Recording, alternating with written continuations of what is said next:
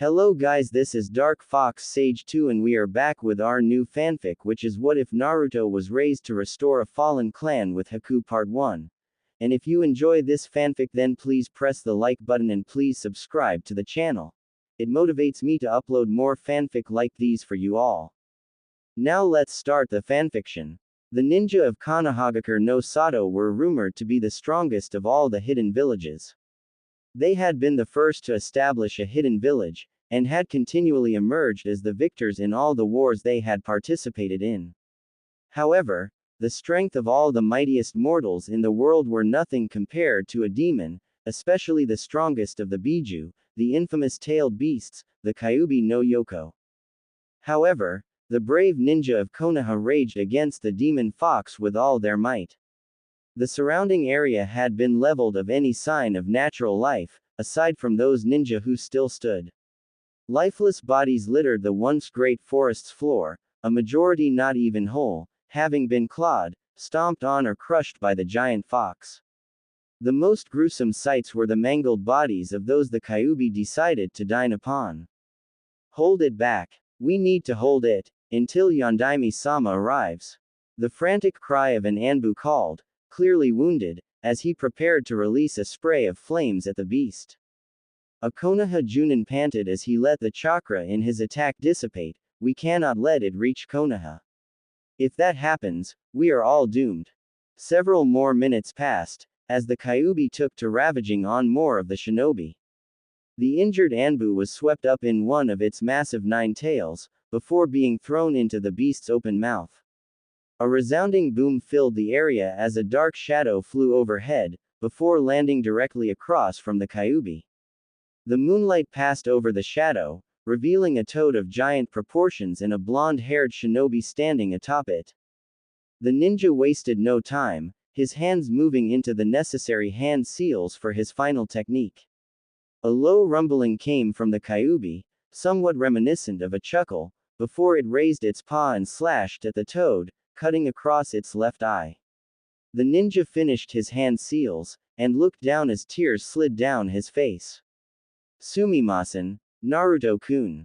A bright, bluish-white light encompassed the area, leaving the surviving ninja temporarily blinded. It resonated once, before it fell away, revealing a barren field, lacking the giant toad from before, and more importantly, lacking the Kyuubi no Yoko. A white-haired figure darted across the field, appearing in time to catch the falling form of the blonde shinobi. You did well, kid. Rest now, Yondaime Hokage of Konoha. 3 weeks later, a tiny, blonde-haired baby lay in his crib, unaware of the danger he was about to face. On each of his cheeks, 3 long whisker-like birthmarks stretched out, and a dark black seal was visible on his exposed belly in the moonlight that managed to break through the blinds covering the window. A ninja appeared from the shadows, his chest covered by nothing but the green flak jacket awarded to Chunin of Konoha, and a hitai tied around his left bicep, bearing the leaf insignia of Konoha. A malicious smirk was stretched across his face as he walked toward the crib, a piece of paper dangling from between his fingers. This is for my brother, you demon scum. The ninja slapped the piece of paper onto the baby's forehead, his smirk growing wider as the kanji that covered the strip of paper began to glow. He began to turn away when he noticed something that shouldn't be happening. The paper was beginning to fold in on itself, and the glow of the kanji was rapidly diminishing. The once explosive seal glowed a deep red before it finally imploded, leaving the baby unharmed. Naruto-kun. The ninja swore and immediately began his attempt at escape, a cloud of white smoke covering his disappearance. Not a second later, the robe-clad figure of Sarutobi Hiruzen burst through the door, a pair of Anbu at his side. Do a sweep of the vicinity, and find whoever was in this room. When they are apprehended, they are to be given to Ibiki's young protege, Anko. The 2 Anbu nodded and seemed to melt into the floor, leaving the Hokage alone in the room with Naruto. He walked over to the crib and glanced down into it, watching as Naruto slept on, ignorant of what could have just happened. What am I going to do with you, Naruto-kun? 3 years later. Naruto, now 3 years of age, skipped across the hardwood floors of the Hokage's office as he looked for his favorite old man. His tummy rumbled as he finally got around to the other side of the large desk and he took a handful of the Hokage's white robes, yanking as hard as he could with a toothy grin plastered over his face. Ji-chan, can we go get ramen? Sarutobi smiled warmly down at the lad, his eyes crinkling as they almost closed. Bending down, he hefted Naruto up onto his lap with a grunt. Yar, Naruto. You are getting big. Maybe you've been eating too much ramen, He poked the boy's stomach, eliciting a giggle from the blonde. The young child shook his head in earnest as his giggles died down, his former grin settling into a cute pout. Ramen is the best. No other food can beat it. Sarutobi let out an amused sigh and shook his head. He was just like his mother with his stubborn attitude and obsession with ramen. Hopefully he could break the addiction, just as he had with Kushina. Standing, he moved Naruto over his head and onto his shoulders, chuckling as Naruto grabbed the Hokage hat and threw it on his head. The hat slid down until it covered his eyes completely, and the little boy was forced to tilt it up, a sheepish grin across his features.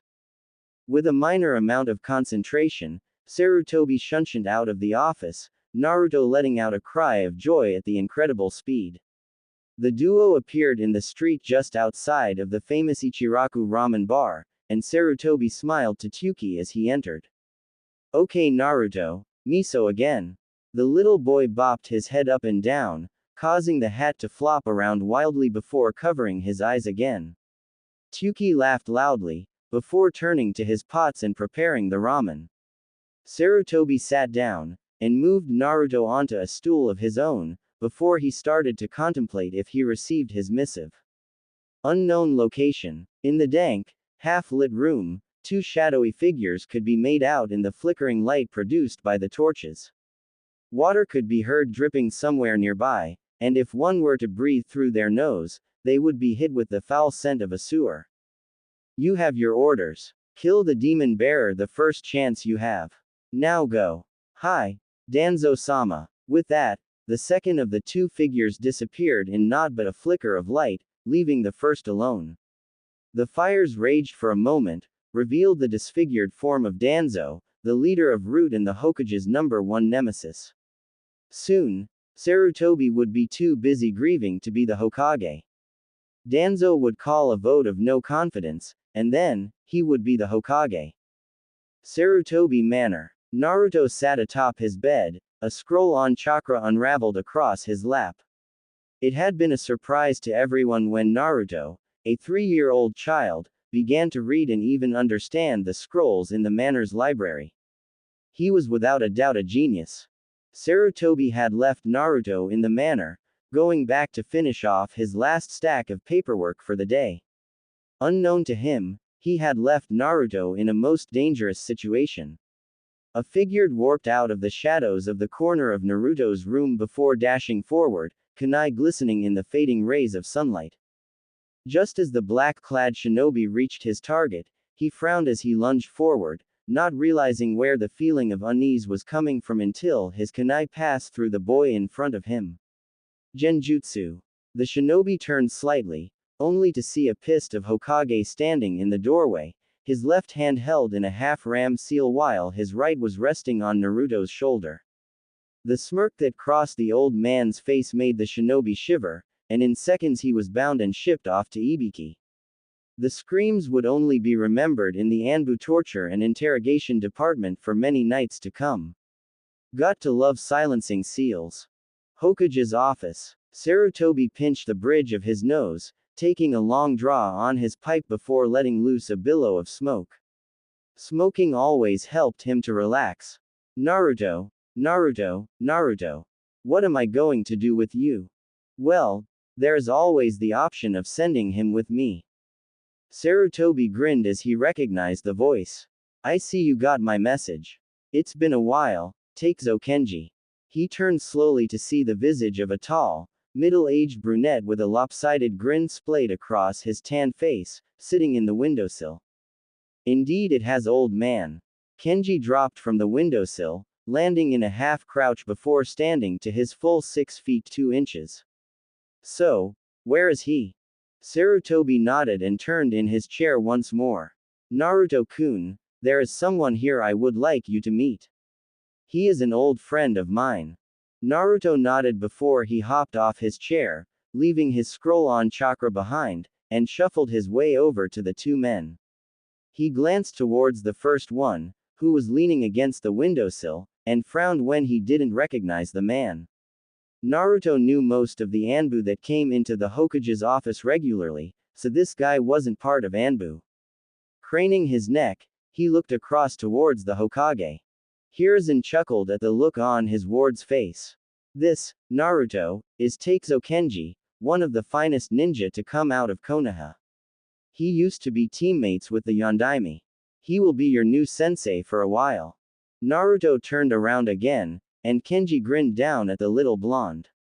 Don't worry, brat, I won't rough you up, too much at least. Naruto pouted and folded his arms over his chest. I am no brat. For your information, I am 3.5. Kenji laughed and waved his hand in front of his face. My apologies. 3.5. That certainly isn't brat material at all. Sarutobi laughed as Naruto's pout got even deeper. Oi, old man, I want to take him to my farm. I can teach him far easier out there, and he will be away from the less desirable parts of Konoha. The Hokage's grin quickly morphed into a frown. He had been hoping on Kenji moving back to Konoha for a while to look after Naruto. Letting out a sigh, he realized that he shouldn't have hoped for so much. With a simple nod, the Hokage gave his assent to the shinobi-turned-farmer's request. Naruto jumped up onto the Hokage's lap with a surprising nimbleness, at least to Kenji, and looked straight into the old eyes of Sarutobi. Am I leaving? The Hokage nodded once again, and felt Naruto's little arms wrap around his neck. Okay, Ji-chan, I'll miss you. The Hokage could hear the unshed tears in the boy's voice, and hugged him tightly. I'll miss you too, Naruto-kun. Kenji cleared his throat, and the Hokage couldn't help but sigh for what he felt was the 100th time that night. It's time to go, Naruto. The harsh, midday sun beat down onto the fields surrounding the Takezo household. Naruto had long since taken off his shirt, and tied it around his head to stop the sweat falling into his eyes. He had been working since dawn, and had since given up on finishing all of his chores before lunch. Apparently this was all for endurance training. TCH, yeah right. Kenji Tsu-san just wants to get out of doing his own chores. Again, Naruto grumbled under his breath as he brought his hoe down into the soil. Talking to yourself again, Naruto. Naruto smirked and swung around, lashing out with the farming tool, and narrowly missed the side of a boy his age. The boy mimicked Naruto's expression and spun his own hoe around, before moving to attack Naruto. The blonde caught the makeshift staff with his own before he pushed as hard as he could, knocking the other child off balance. Following up, Naruto threw a roundhouse kick towards the boy's head. The brunette ducked under the kick, and swung his hoe out at Naruto's foot remaining on the ground. Naruto used Kenji's favorite curse as he hopped, moving out of the hoe's path. Naruto spiraled in the air, landing in crouch about a meter away from the child. They both grinned before lunging at each other, only to be stopped by an amused-looking Kenji. That's enough of that, Miyamoto, Naruto. Your mother will kill me if you don't get inside and get washed up right now.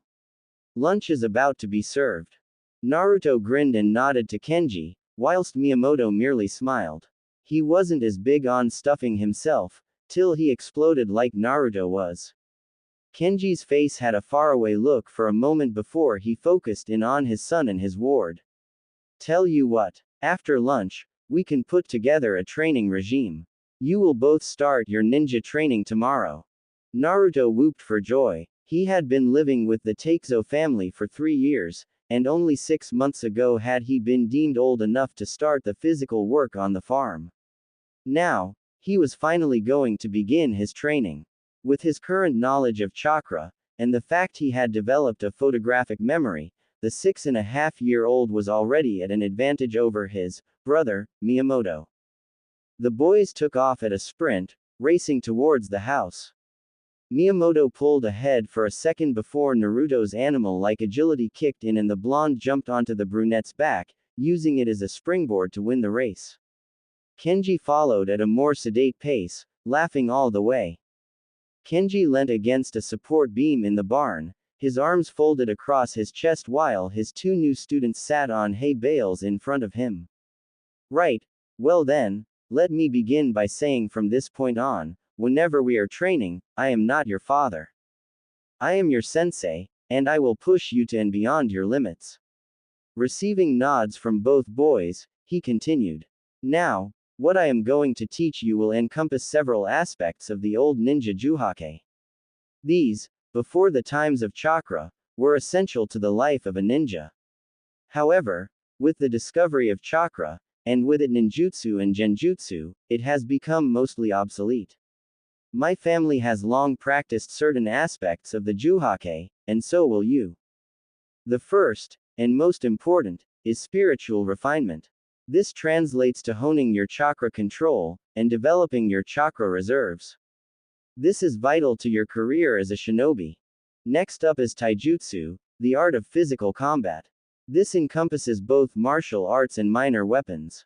After that is disguise and impersonation, which isn't as vital to ninja these days as it was when ninja first came into existence, so we no longer practice it. Now then, this one is very important as well, shinobi iri, which are your methods of stealth.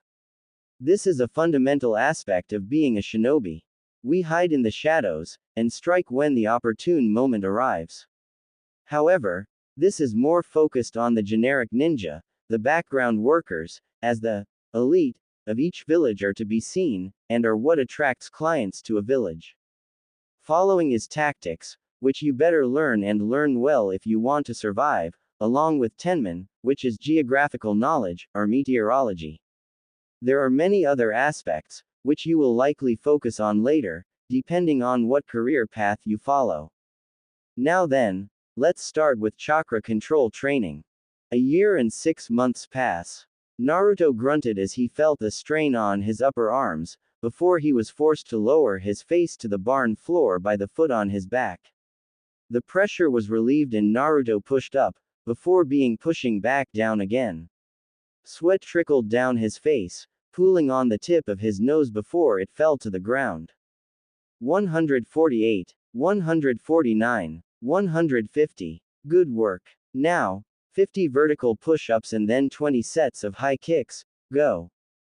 The blonde whimpered but did as he was instructed, kicking his legs off the ground and into the air, keeping his body completely straight, before he began his push-ups. As he fell into the mundane routine, he started to think about his past 30 months on the farm. Kenji had worked purely on chakra control and stamina for the first 3 weeks, and in that time had managed to get both boys to genin level control through his rather harsh training methods. He had to force back a shudder when he recalled the kunai launcher incident. After that they had worked on a combination of taijutsu, muscle development and a little more chakra control for near 2 months. It seemed Kenji's plan was to raise his students' abilities in certain areas to a certain rank, before he rotated to the next set of skills. The weapons training had been interesting and Kenji had copped more than one beating via Haruhi, his wife, when she saw her boys all cut up and bruised. After Kenji caught the boys snickering after one such beating, he sparred them one-on-one, severely beating them into the ground. The next couple of months were spent in the forests near the Takezo property, where Kenji taught the boys necessary survival skills like foraging, hunting, how to set up a shinobi camp. There was a lot of father-son bonding during those months, along with a hell of a lot more taijutsu training for the boys after Kenji failed in his attempt at fishing. After that, the trio spent most of their time playing strategy games like Shogi and Go, and Naruto shocked everyone at how good he was. Between games, they would refine their chakra control, and practice the few jutsu they had been shown, which included the 3 standard academy jutsu that Konoha taught to its students. When they finally finished with that, they essentially repeated the process, being taught more jutsu the second time around and getting better overall as potential ninja. Phew. Naruto grinned as he finished his exercise, and came out of his musings. He snatched his towel from a nearby hay bale and wiped the sweat from his face, before turning to Kenji.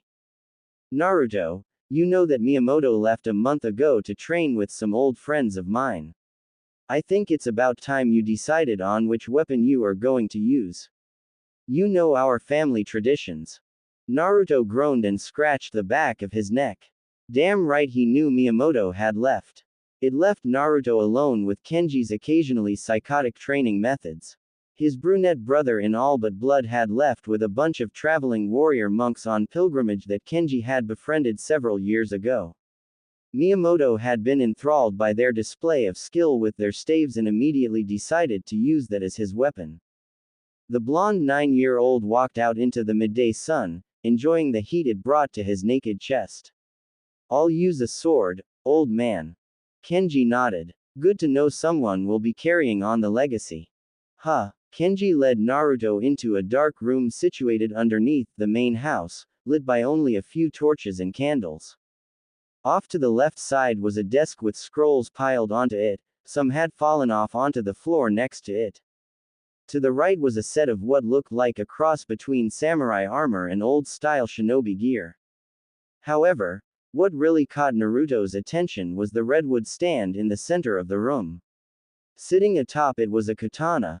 The sheath alone was breathtaking and almost looked alive. Seemingly random splotches of jade, crimson and golden yellow were woven together in a way that resembled a bird in flight. When the candlelight flickered, the pattern looked like the bird was actually moving up and down it. The tsuba was golden in color, and if Naruto was right, it was solid gold. It was fashioned in the shape of a heron, with the wings coming up to meet the head. The hilt was fit with a forest green colored wrapping and had ruby diamonds running down each side of it. This, Naruto, is my study. You see, when I was an active ninja, I used a sword just like you want to. I even earned a moniker during the war. Konoha no Hisui Hitokiri, Konoha's Jade Manslayer. Naruto was in awe. His sensei, adoptive father, was a war hero. Well, if he really thought about it, it wasn't that much of a shock. Sarutobi had said that Kenji was one of the best ninjas ever to come from Konoha. And now, you will train to become a blade-wielding shinobi. Naruto was already starting to regret choosing a sword as his weapon of choice. It meant he had to learn how to wield a katana properly, develop the necessary strength and flexibility to use one, and had to learn a new taijutsu style to complement his kenjutsu style. Okay, I want 50 vertical slashes, followed by the same amount of horizontal slashes. And then 50 in either direction diagonally. He nodded, positioning the sword in his hands as Kenji had shown him earlier. Bringing the sword up above his head, Naruto chopped down with a harsh bark.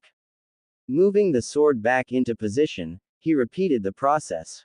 As he felt his arms strain, he could already tell that the next few years were going to be long ones. The early morning air carried the scent of the forest through the small fields. The grass crunched underfoot, as it should with the first frost of the snow. The morning birds sang brightly, but softly, as if careful not to disturb the still sleeping wildlife. Clang! Steel met steel, sending sparks flying, before the two figures jumped away from one another. The smaller of the figures launched forward again as soon as he landed, sending dew flying into the air. The swords collided again, sparks lighting up between the two blades, before they once more separated.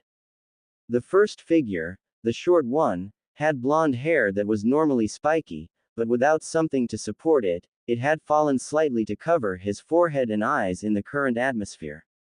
Covering his upper body was a blue turtleneck tank top, which had mesh armor woven between the two layers of cloth. He also wore black, baggy pants which were held up by a simple gray belt.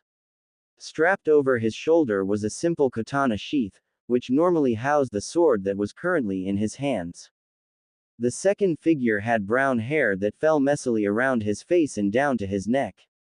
He wore nothing but a simple pair of baggy farming pants, which were tied up at the bottom to keep from flapping about too much, and a versus neck shirt.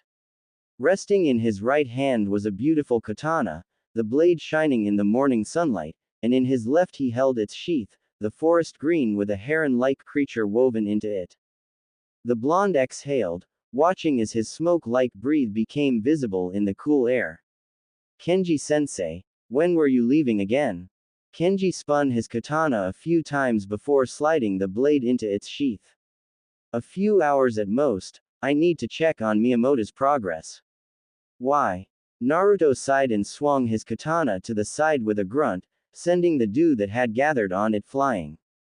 Just wondering. Do I keep training like I have while you're gone, or what? He sheathed the blade, satisfied when he heard the click of it snapping into place. His mentor grinned as he walked over to Naruto, clapping his free hand onto the boy's shoulder. You, my boy, will be getting instruction from an old acquaintance of mine. He owes me a favor or four, so I'm calling one in while I'm gone for the next few months. Cerulean eyes locked with dark green ones as Naruto's face contorted in confusion. Who? Oh, don't tell me it's the Inoshika Cho trio again. I don't think my body can withstand that kind of beating. Kenji's chest rumbled as he laughed. He remembered that fortnight. The trio had stopped by when Inoichi had been injured on a mission, seeking help from his wife Haruhi.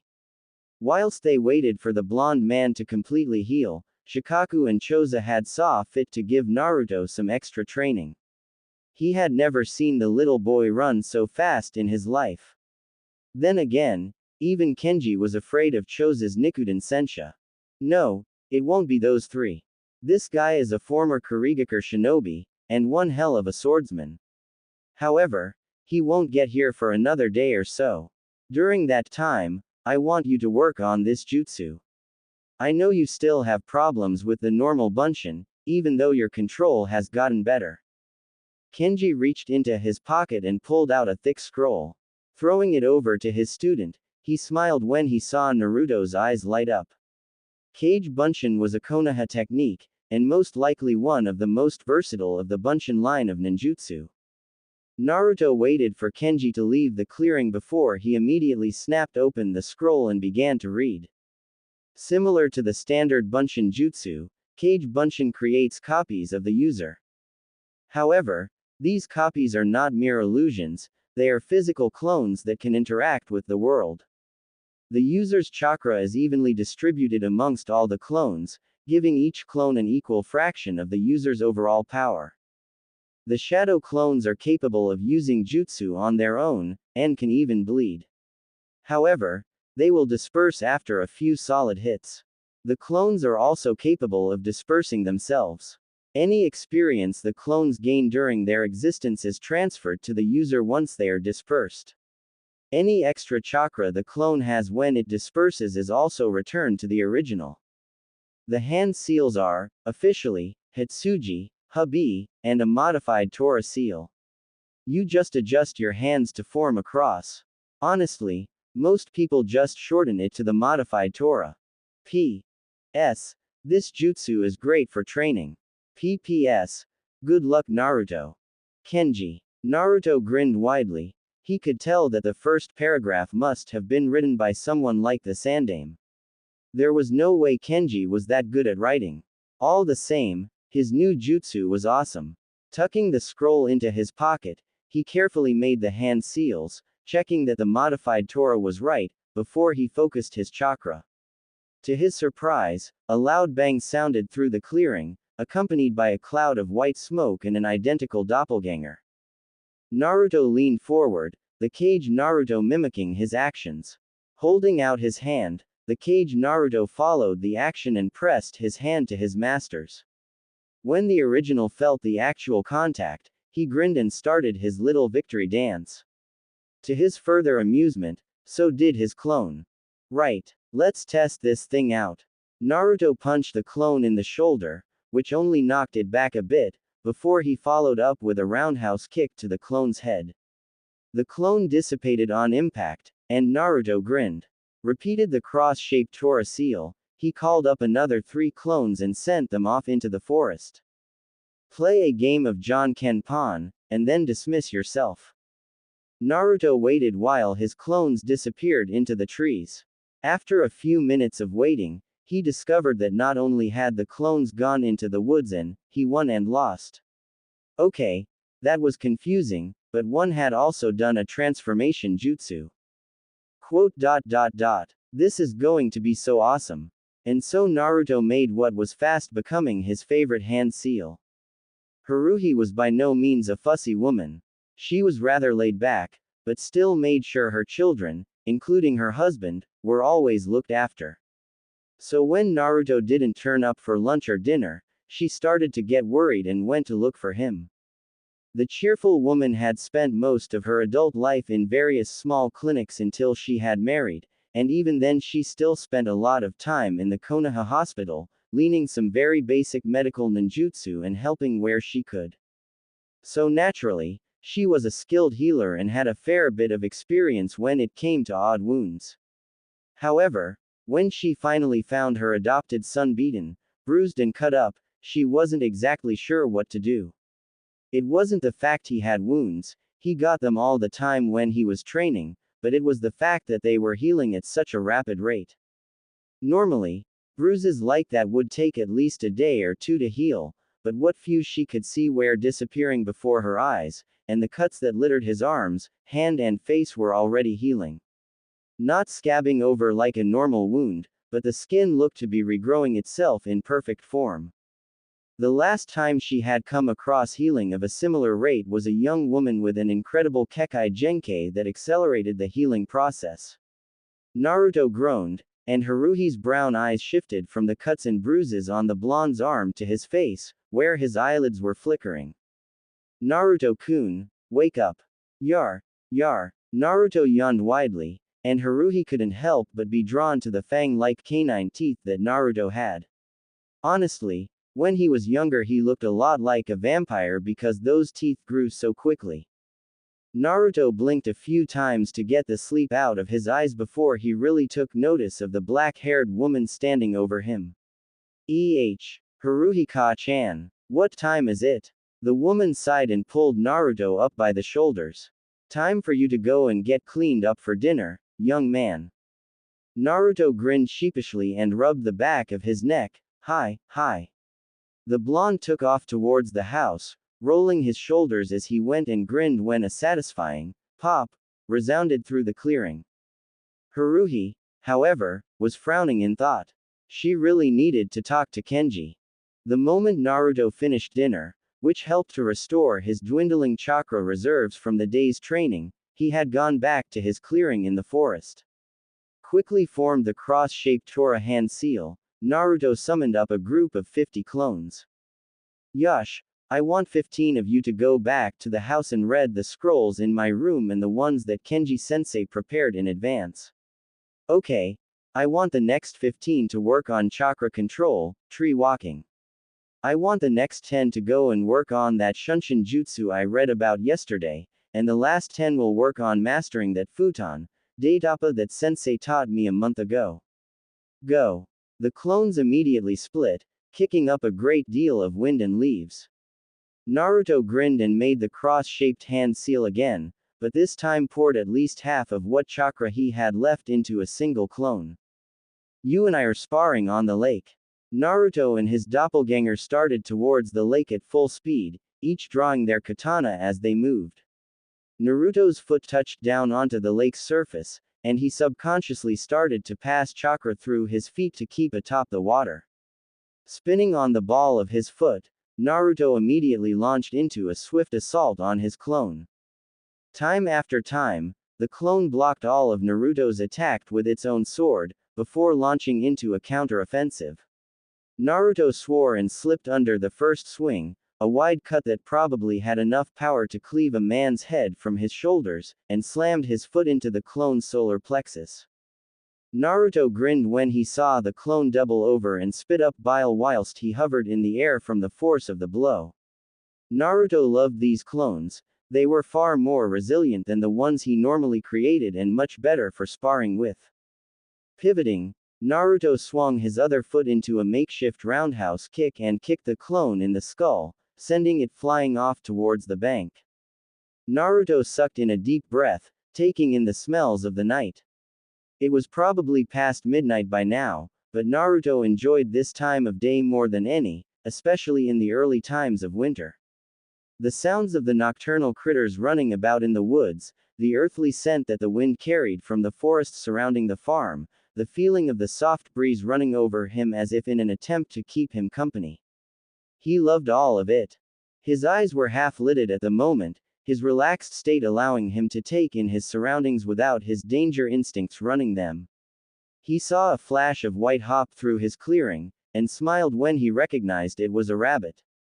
The rabbit stopped and looked at him for a minute, where Naruto smiled even wider, before it started to hop away again.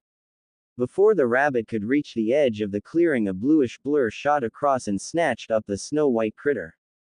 "Usagi-chan, how many times have I told you not to run away?" The figure questioned the rabbit. Naruto chuckled a little and opened his eyes completely, not leaving his Indian-style posture. "I'm sure he just wanted to enjoy the forest. It is a beautiful night after all." The figure snapped around, the moonlight revealing her face, and Naruto inhaled sharply. Naruto was only 10.5 years old, but he could still appreciate beauty when he saw it. The girl had brown hair that fell down her back, and chocolate brown eyes that seemed to shine in the moonlight. Naruto couldn't but blush, and a goofy-looking grin spread across his face. "I agree," the girl began, "but that doesn't mean Usagi-chan should just run off without me. He might get lost or hurt." Naruto nodded in agreement and the girl giggled. She made her way over to the blonde, and sat down across from him, Usagi-chan struggling for freedom in her lap. "So, who are you and what are you doing out in the forest this late at night?" "Aside from rescuing Usagi-chan, of course," Naruto asked. "My name is Haku," the girl answered, "and I am staying at a farm nearby for few months. How about you?" Naruto's grin lowered slightly. She was staying at the farm. "I'm Naruto, and I live on the farm. I didn't know we were having guests." Haku just shrugged. "Zabuza-sama only told me we would be staying at a friend of his for a month or more." Naruto shrugged as well and stood up, brushing off his pants and holding out a hand for the obviously older girl to take. "I was going to go for walk before I headed in. You wanna come with?" Haku took Naruto's calloused hand and pulled herself up to her feet with a huff. She had just sat down too. "Sure. Why not?" The pair made their way into the forest, Naruto's katana out and hanging loosely in his grip just in case one of the wolves that stalked the forest got frisky. The pair talked about stuffs in general, mostly their training as a ninja and Haku's experiences traveling with her mentor and makeshift father Zabuza. When she mentioned he was a Kurigakure missing ninja, Naruto grinned and realized he must be the sensei that Kenji had set up. "So, you've been around pretty much the entire elemental nations with Zabuza. That sounds pretty awesome. I guess," Haku sighed, "but I'd really like to be able to just settle down in one place for a while. I've never really had a chance to make any friends with the constant travel and running from the hunter nin." Naruto glanced across to Haku and put on a big grin. "Hey, you're here for at least a month, right? We can be friends. And I bet Haruhi-chan will love having another girl around the house for once." Haku smiled softly at Naruto, and looked rather serene despite the fiercely struggling rabbit in her arms. "I would like that, Naruto-kun." Naruto was lying atop the barn roof, staring blankly into the afternoon sky as he reminisced on the past 6 months of his life. He had met a wonderful girl, Haku, who was a few years older than him and a hell of a kunoichi. The couple had grown close over the months, and Naruto admitted he had a crush on her, much to his adoptive father's amusement. With the meeting of Haku, had come the meeting with his Kenjutsu instructor, Mamachi Zabuza. The first month had been hell. Naruto had found Zabuza to be condescending, arrogant and a downright harsh taskmaster. When they had first met, Zabuza just snorted and outright refused to train Naruto until the blonde could land a hit on the former Kurigakure ninja. Naruto, taking up the challenge, had been beaten into the ground rather soundly time and again, and although he didn't realize it at first, every time he failed but still got back up, he learnt something new. The subtle ways Zabuza manipulated his blade, and the precise movements that wasted no energy, Naruto naturally grasped and in turn used. Zabuza admitted that he had never seen someone with so much raw potential before meeting Naruto. After that first month, where Naruto had managed to hit Zabuza at the end, the true training began. Zabuza's attitude changed little during training times, but he was like an annoying older brother or young uncle whenever they weren't. Naruto had gone from learning with a katana, to a broadsword, and then a ninjutsu, learning how to wield all of them effectively. And while Naruto loved to learn, his favorite times were the breaks between training sessions when he would go off into the woods with Haku for hours at a time. Kenji had returned about 3 months after going to check up on his son, Miyamoto, and had taken a backseat in Naruto's training so he could attend to his farm. He still carried on teaching his adopted child the basics that they had began with, but the advanced aspects of Naruto's training fell to Zabuza. Naruto had gone on several trips with both of the older men, them claiming that the sharpest of swords is useless in the hands of an inexperienced wielder. Basically meaning he needed more life experience before he dedicated his entire life to being a ninja of Konoha. Naruto was drawn from his reminiscing when he felt more than saw Haku sit down beside him on the roof. She was the reason he was up here in the first place. Haku and Zabuza would be leaving tomorrow, and he really didn't want them to leave. He treasured them too much to want to let them go. Naruto. Haku started, not quite sure what to say. Said blonde remained silent, watching a cloud float by that looked a hell of a lot like Zabuza's sword, Kubikiri Haucho. The cloud had an odd orange glow, courtesy of the sun that was finally starting to fall over the horizon. Naruto lifted his arm and shifted his fingers so it looked like he was holding the giant sword cloud. Naruto, please don't ignore me. You know our reasons for leaving, we can't stay in one place too long. In fact, I'm surprised Zabuza-sama let us stay this long. Haku pleaded. She really didn't want to leave on bad terms with her only friend. Naruto frowned and balled his hand into a fist, in an attempt to destroy the cloud. I've heard that 1,000 times already, Haku-chan. But it doesn't mean I have to like it. You're not the only one, muttered the brunette, sliding down the roof so she was lying down beside Naruto. The pair stayed there until the sky was fading into the red purplish blue of twilight, just talking about anything that came to mind. Naruto was the first to stand up, a heavy sigh escaping his lips as he stared out at the horizon. Wanna know something? Aside from my family, you are the first friend I've ever had, Naruto said. Kenji and Haruhi gave me plenty of chances to turn away from being a ninja, and just lead a normal life. But I wanted so much to make Kenji proud, ya know. So I dedicated my entire life to becoming a ninja, ever since I could read. Sometimes I wonder what my life would have been like if I had chosen to be a normal kid. Naruto stared at the sun a few more moments before throwing his hands up. Bah. I sound like an old man. I need to stop playing shogi with the old men in the village.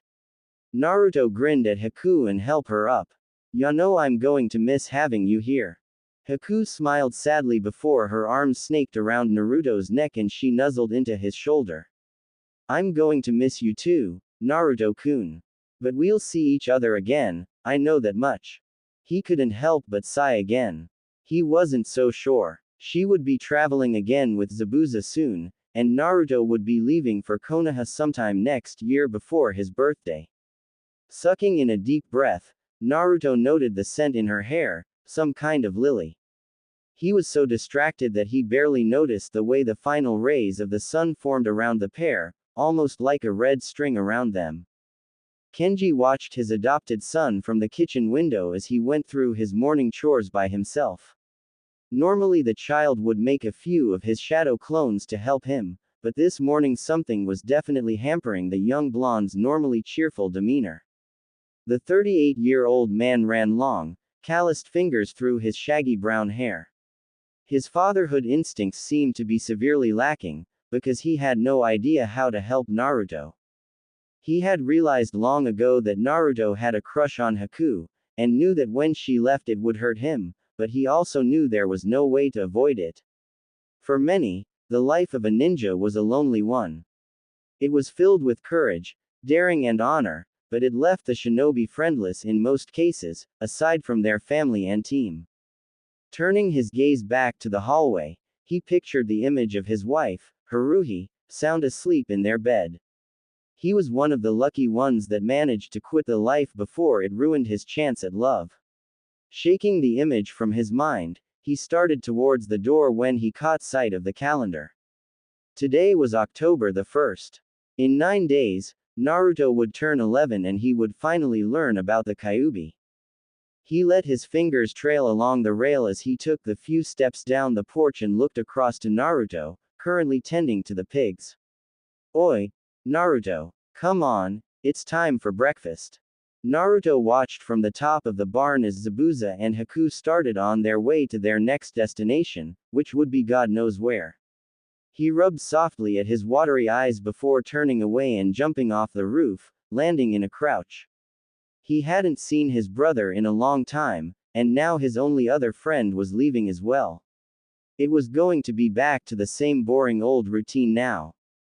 Naruto disappeared into the barn and grabbed one of the many bakken, wooden practice swords, he had crafted in his spare time. Twirling it a few times to check the balance, he made his way back outside and over to a lone stump of what was once a thick tree. Taking the wooden sword in both hands, he started whacking away at the stump in an attempt to vent his frustration. Before he could even really start to beat on the defenseless stump, he heard a soft whistling that sounded something similar to a saw. And it grew louder as if it was coming closer. That's when he realized it was. Twisting his ankle so he pivoted on the spot, Naruto brought the wooden sword up just in time.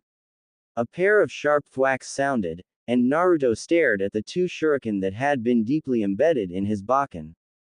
Naruto dropped to the ground and rolled out of the way just in time to avoid a large man dropping on top of him. The heavy thump rang through the field, signifying the sheer amount of force that had been put behind the attack. Naruto gulped and watched as his attacker rose, charging at him once more. Naruto sucked in a deep breath through his nose and twisted his spine, spiraling past the attacker with nimble footwork. Instincts, drilled into him since he was 6.5, took over from that point. His eyes dimmed a bit as he slipped a kunai from his pocket and moved to hold it at the attacker's throat. He was too slow, however, and the assailant ducked under the rising kunai and buried his elbow deep into Naruto's solar plexus. Naruto doubled over, coughing up a lung, while his assailant took a few steps forward and turned to face the blonde. You've gotten better since last year, that much is for sure. Naruto glared up at the white-haired man. He was dressed in rather flamboyant green clothing, with a red sleeveless haori, a kind of coat, and red geta, thick wooden sandals on top of 2 wooden slabs. 2 red lines streaked down from the corner of his eyes, and a wide grin was plastered on his face. TCH, like it matters. You are still way faster, Naruto complained. What are you doing here anyway? I thought you weren't due back until my birthday. The man's grin grew ever wider as he picked Naruto up off the ground. What? Can't I come and see my favorite godson before the assigned date? Naruto raised an eyebrow at him and Jiraiya just laughed. Naruto acted so much like Minato at times, but others he was more like his mother, Kushina. Seeing Naruto still glaring at him, he sighed and waved his hands about. Alright, I needed to deliver a message in person to the old man. I figured since I was in the area, I may as well stay. And it gives me a chance to help you finish that last scroll I gave you. Naruto grinned and threw his arm around his godfather's shoulders. Naruto loved fuinjutsu, the art of sealing.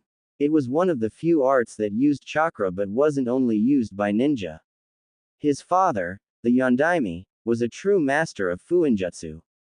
Jiraiya himself was a registered fuinjutsu master as well. Naruto would be able to apply to become a journeyman of fuinjutsu after he had become a shinobi.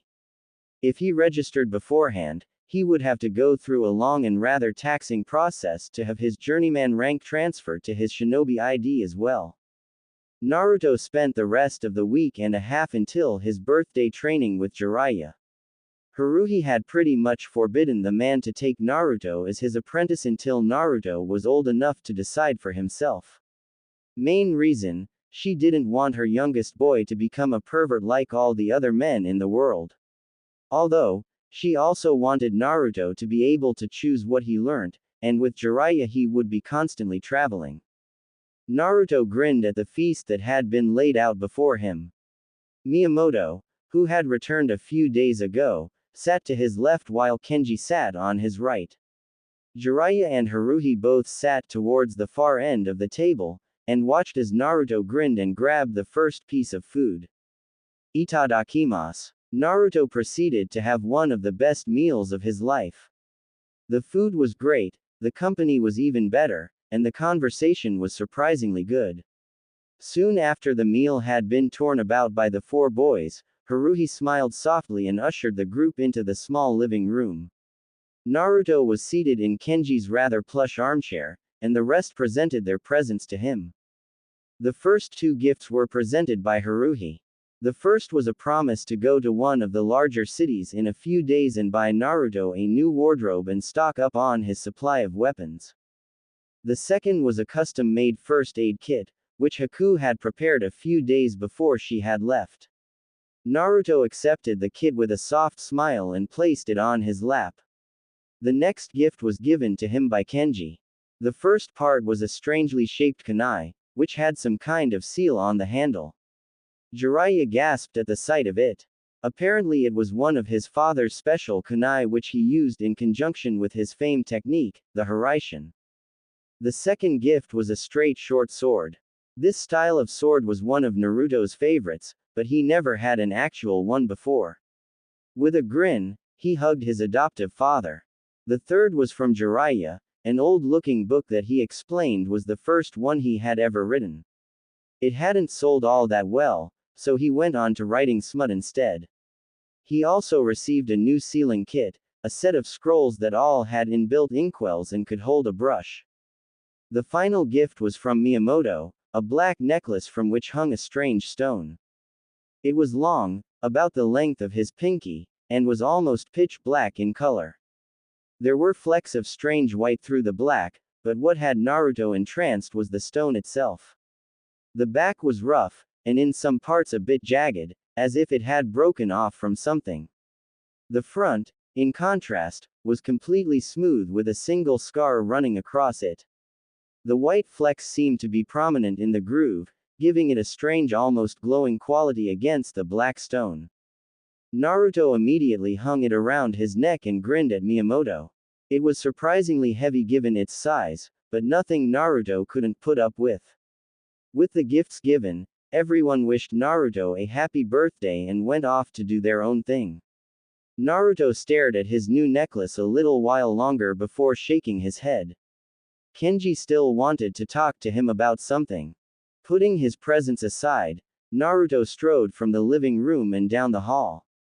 He slipped through the sliding doors that led to the basement, and jogged down the stairs.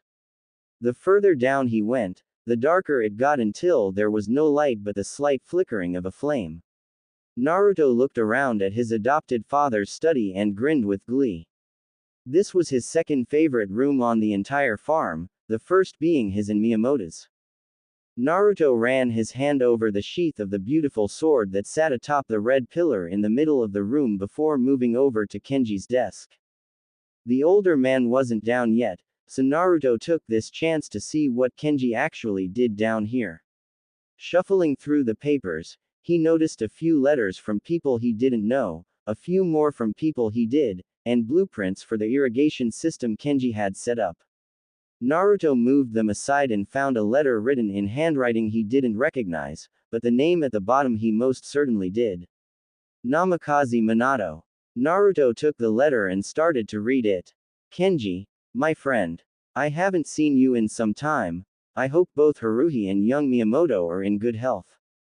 However, I fear this isn't a letter to simply catch up. You are well aware of the approaching Kyuubi. It will reach Konoha in mere hours, so I hope the courier gets this to you safely. Kushina gave birth to a boy, a beautiful baby son, but neither she nor I will not see him grow up. Kushina died giving birth. I have no choice, Kenji, but to use the dead demon consuming seal and the 8 trigrams sealing style to seal the Kyuubi. I cannot ask this of some other family, so the duty falls to my son. I know he will be strong enough to handle this task. Please, Kenji, I beg you to take Naruto away from Konoha. I wish for the people of Konoha to see him as a hero, but I know they won't. They will see him as the demon reincarnate, and will try to kill him. I am truly sorry to leave him alone in the world, and hope he will forgive me for what I have done one day. Namikaze Minato. I got that letter 3 years after you were born. Naruto spun around, locating the source of the voice. Kenji was standing next to his katana, his normally mirthful eyes soft and filled with sadness. He never got to send it. Sarutobi found it when you were 3, and sent it to me with a note of his own. It's what I wanted to talk to you about today. You've probably already guessed that though, nay. Naruto nodded once. He was the container of the Kyuubi no Yoko. I've known for a long time, probably 3 years now. Kenji's eyes widened. Remember when you made us meditate all the time? Well, after a while I kind of ended up in my subconscious mind, my mindscape. The Kyuubi was there, roaring about breaking out and devouring me. I haven't talked to him since, but I know he is there. There is also the fact that every time I mold chakra, a big ass seal appears around my belly button. Kenji just stared at the blonde. He had figured it out. He was so much like Minato it was scary. He couldn't help but grin at the last sentence. That was definitely Kushina breaking through. But nevertheless, that made his life a bit easier. Now he didn't have to deal with a potentially deadly problem. Although, Naruto began, why didn't you tell me when you told me about my father? Because, at the time, we wanted you to get used to the idea of Minato as your father, before you found out what he sealed inside you. I was afraid you might hate him. Naruto shrugged. When I finally put it all together last year, I did hate him. I understood that I was the most logical choice, but I can still remember my life before I came here. My photographic memory must have developed at a very young age. I thought, it's his fault I was treated like crap. Why the hell couldn't he have sealed the damn demon into someone else's kid? But I guess if I was put into that position, I couldn't ask someone else to sacrifice their kid, so I kind of understand. Kenji shook his head in awe. You never cease to amaze me, Naruto. How did you get to be so wise? Naruto grinned. Why, I listened to you, of course. Naruto shifted his backpack so it was a little more comfortable. He had to go into the village today, which was a roughly 3-hour trip at a walk, to get some supplies. Kenji was busy with Jiraiya, and Haruhi had work to do around the house, so the job fell to Naruto and Miyamoto. The trip was spent in silence. Miyamoto seemed to be in deep thought and Naruto wasn't going to disturb him. He was deadly with that staff of his. The blonde's eyes darted back and forth as they walked, taking in the details of the road. Trees lined either side of the dusty path, and they seemed to curve in towards the road, giving random splashes of shade here and there. This road was one of the few that led to the small village of Fushimi. Fushimi, whilst primarily a sake brewing town, was also home to many farm suppliers because of its proximity to the great farming lands surrounding it, and often had traveling merchants who would buy and sell produce. Naruto's favorite spot in the entire village was the waterfall that started on the second level of the 3-level village, which had been built on series of small hills. The waterfall came from a natural underground spring, and poured down into the river on the first level of the village. Naruto and Miyamoto split up the moment they entered the village, going to get the supplies they had each been assigned to gather. Naruto enjoyed talking to the older men who played shogi on their porches, chatting with the few children his age in the village and playing with the younger children. By the time he had gathered everything on his list, and gotten away from the last lot of little kids who had demanded piggyback rides, Naruto was downright exhausted and retreated to his spot, a small ridge that poked out in front of the waterfall. To his surprise, Miyamoto was already there and seemed to be meditating, his legs folded under him and his eyes closed. Naruto put down his pack and sat down beside his brother, taking up his Indian-style pose and shut his eyes. The pair was silent for a few minutes, before Miyamoto finally broke it.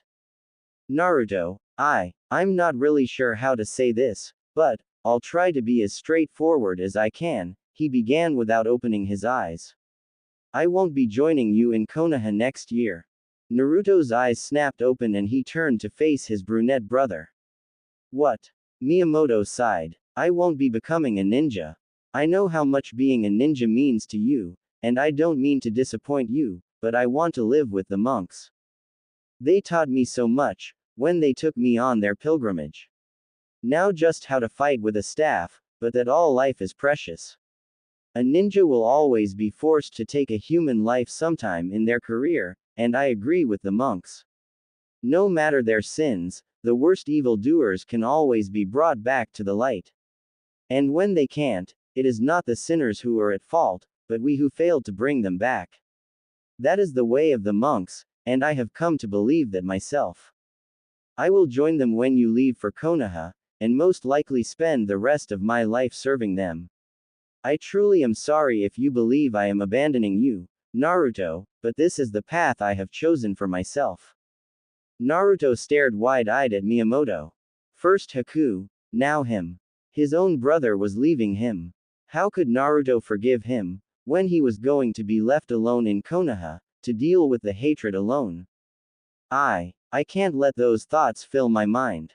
Kenji told me what happened to pessimistic ninja, they are always the first to die. Miyamoto, he made his choice. I can't have expected him to stick by me his entire life, this is just a lot sooner than I would have liked. It's okay, I guess. You have to follow your own road, and I will follow mine. We'll still stay in contact though, so it's not like I'm losing you, Naruto said with a slightly forced grin, that he knew Miyamoto wouldn't notice.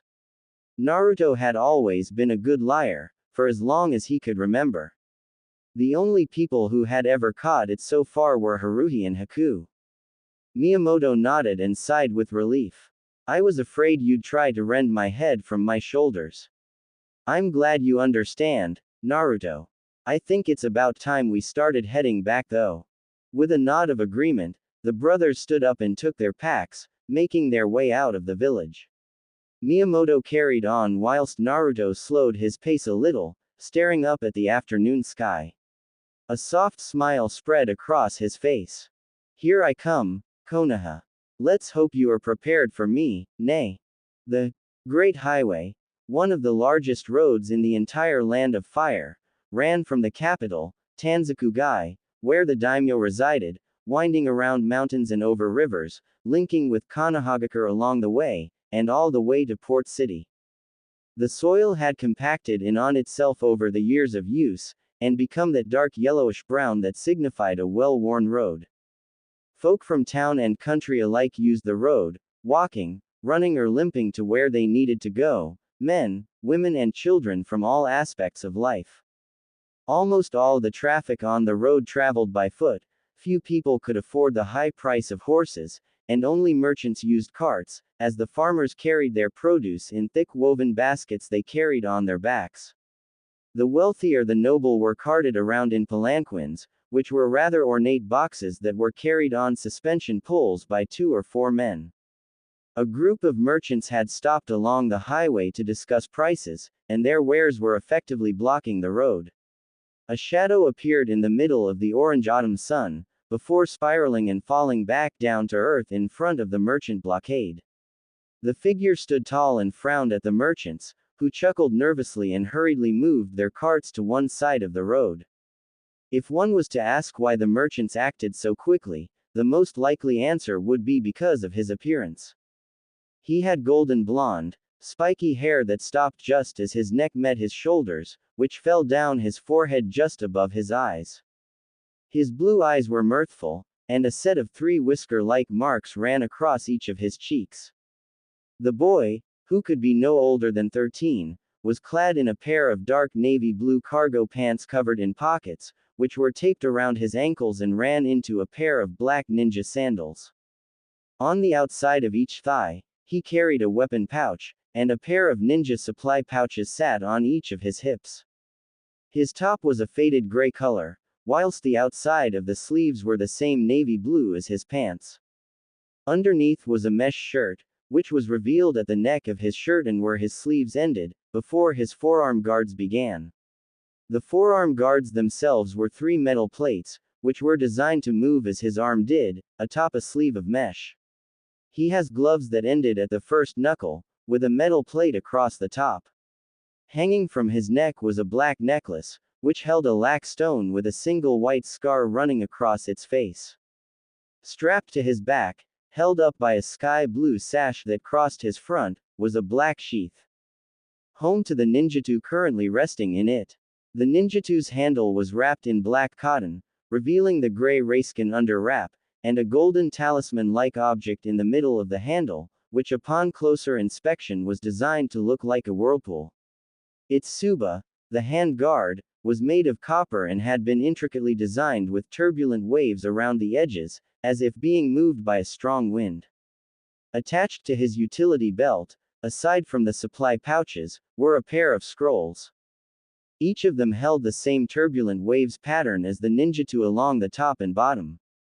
The first was marked katana, and the second marked broadsword. Concealed within the depths of his weapons pouches were several kunai knives and shuriken. In his supply pouches, he held a mass of scrolls, ninja tools like ninja wire, smoke bombs, flash bangs and lock-picking sets etc., spare kunai and shuriken and a rebreather he had obtained during a trip to the land of snow. Hidden between the metal slats of his forearm guard were several flat blade throwing knives and a few more shuriken. Naruto, you really shouldn't scare people like that. It'll give you a bad reputation. The blonde turned his head and pouted at the man that was walking towards up the now cleared highway. He had scraggy brown hair, a few scars and wrinkles across his face, and brown eyes that were sparkling with amusement. The beginnings of a beard were starting to form along his chin and jawline, and he tended to scratch at the growing hairs. Garbed in a simple traveling outfit of loose-fitting dark brown pants and a white shirt with green traveling jacket, he looked like every part the farmer he was. What made people avoid him though was the katana strapped to his side and the weapon's holster strapped to his thigh. Also, hanging from his belt, was a rather large, bulging sack which was filled with money. But it's their fault for blocking the way, Kenji-san, moaned the blonde. Kenji raised a finger to his lips, as if mentally debating the situation, but he shrugged and nodded. I suppose you're right. Naruto threw out his hand and made a versus sign. Ha, I am always right. Yet another victory for the almighty Uzumaki Naruto. With an amused sigh and a shake of his head, Kenji grabbed his adopted son by the scruff of his collar and started forward towards the great gates that sealed off the east entrance to Konoha. Naruto struggled for several minutes before he finally came to his senses and grumbled under his breath. He raised his free hands into a set of hand seals whilst focusing his chakra. A plume of smoke later and Naruto was walking free and clear of Kenji, leaving the man staring at the log that was now in his hand. Kenji threw the leg in Naruto's direction, wondering how, not if, his son would react to the oncoming danger. To an untrained eye, Naruto's arm would have been a blur, and the log would have seemingly split in two and fell to the ground on its own. However, to a ninja, and more specifically Kenji, Naruto had moved at a fairly average speed. He had sensed the oncoming projectile, drawn his blade and turned half-circle, slicing the log as he turned. After the threat had been sufficiently dismantled, Naruto finished his turn and sheathed his sword, continuing on as if nothing had happened. Kenji couldn't help but nod proudly at Naruto's back. His son was more than ready to become an official ninja. The pair made it to the great green gates of Konoha without any more incidents, amiably chatting when the two Chunin on guard duty stopped them. The first Chunin stepped forward, a bored look on his face as if he would rather be out fighting some foreign ninja or a band of thugs. Papers, please, the Chunin droned. Kenji reached into his jacket to retrieve his, and Naruto fished around in one of his pockets. After a few seconds, they both handed their papers over for inspection, and they both his amused smiles when the Chunin's eyes widened at the names on the papers. Takezo Kenji was rather famous in Konoha, as the Yondaime Hokage's trusted teammate and confidant, also because he was the next desired leader after the former Yondaime. He had turned down the position for a rural life with his wife, and had never regretted it. Naruto, as the adopted son of Kenji, also had Takezo in his surname, but also carried his first surname of Uzumaki. Officially, he was also the heir to the Namikaze clan as the son of Namikaze Minato, the Yondaime, however the knowledge was not yet public. Takezo-sama, it is an honor to meet you. And young Naruto, it is good to see you again. You probably don't remember me, but I am. Kotetsu-san, you and Izumo-san used to look after me when Sarutobi Gigi couldn't. Still a Chunin then, huh? Naruto said, shocking both Kotetsu and Izumo. Kotetsu was the first one to snap out of his daze, and shook his head with a disgruntled moan. Yup, still a Chunin. To be honest, I'm surprised you remember us. Izumo nodded in agreement. Yeah, you were only what? 3 when you left. The blonde nodded and grinned cheekily. I have a really great memory, photographic, actually. Izumo shook his head and waved the pair on. The Chunin couple stared after them, and Kotetsu couldn't help but grin. That kid, hey, I can't wait to see what he grows into. Sarutobi Hiruzen was having one hell of a day. First he got the psychological reports on the current graduating class from the academy. Most of them were fine, if a little eccentric. What disturbed him were 2 particular files. The first was Uchiha Sasuke. The sole survivor of the Uchiha massacre, and considered to be the last of the Uchiha, despite his older brother still being alive. Ever since that night, he had steadily gone downhill. Whilst he remained at the top of the academy, he had constantly challenged people to fights, ignored anyone who attempted to befriend him, and even accused the teachers at the academy of holding him back. He was obsessed with getting power so he could avenge his clan and kill his brother. Sarutobi feared that obsession would lead to the young Sasuke doing something drastic in the future. The second report was on the second best kunoichi in the academy, grades-wise anyhow. Haruno Sakura, a pink-haired young girl more obsessed with gaining the attention of Uchiha Sasuke than being a ninja. Subpar chakra levels, subpar taijutsu, average genjutsu and above-average chakra control, most likely due to her lack of chakra. The psychologist believed that, while she has the potential to become a decent ninja, possibly even a medic in the future, she lacked the necessary drive and determination. Her obsession with the Uchiha child also seemed to be self-destructive, as should seemed willing to do anything for the boy. The psychologist also believed she had some kind of dual personality. Whilst not uncommon amongst veteran ninja, to have one at such a young age signified mental problems.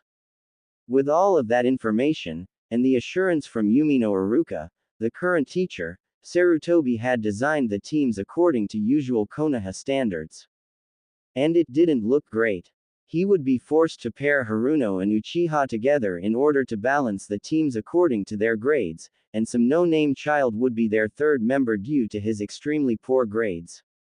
The team would most likely be absolutely destroyed on their first mission outside the village, but his advisors and Danzo were pressuring him to allow the Uchiha to pass despite his report. He was the last bearer of the infamous Sharingan who was still loyal to Konoha, At least that is what the rest of the village though. Uchiha Itachi, Sasuke's older brother and the teenager who had killed his entire clan, had done so on the orders of the Hokage as the entire clan was planning a coup d'état. Sarutobi rubbed his forehead before he took up his pipe, packing it with his favorite tobacco blend. Taking the box of matches from his desk, he struck one and held it for a few seconds, allowing the sulfur on the tip to burn away before taking the mouthpiece between his lips and holding the flame over the tobacco, moving it in circles while he puffed on it. Once that was done, he tamped down the surface tobacco and lit it once more, taking a long draw on it. He let the smoke swirl around in his mouth for a bit before releasing into the air with a long sigh. Much better. A cough broke him from his relaxation, and he turned and raised an eyebrow at the people before him. A smile slowly spread across his lips and his eyes twinkled with life that had been lost for many years. You know, old man, you really shouldn't smoke so much in the office. It's going to kill one of your ninja when they try to deliver a report.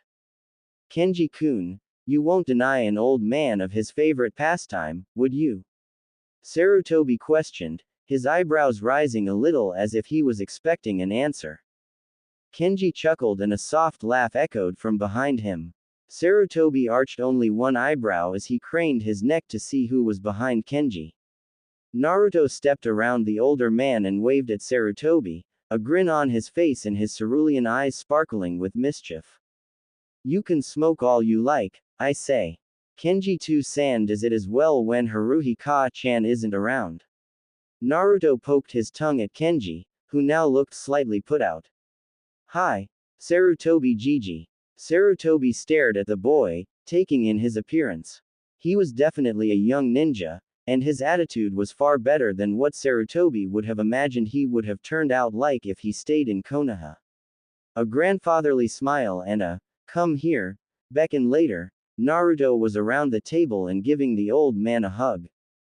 Missed you, old man, Naruto mumbled.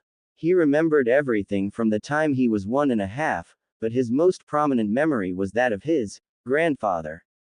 He had also visited the Hokage on his 8th birthday when Haruhi had come into Konoha, bringing Naruto along. Sarutobi chuckled and patted Naruto on the head. And you, sweet boy.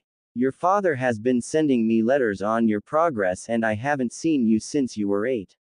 Tell me, what has been happening in the last 4 years, And so Naruto launched into his long story of living on the farm. Everything between the last time he had seen Sarutobi and today, omitting certain details about his Nukenin teachers.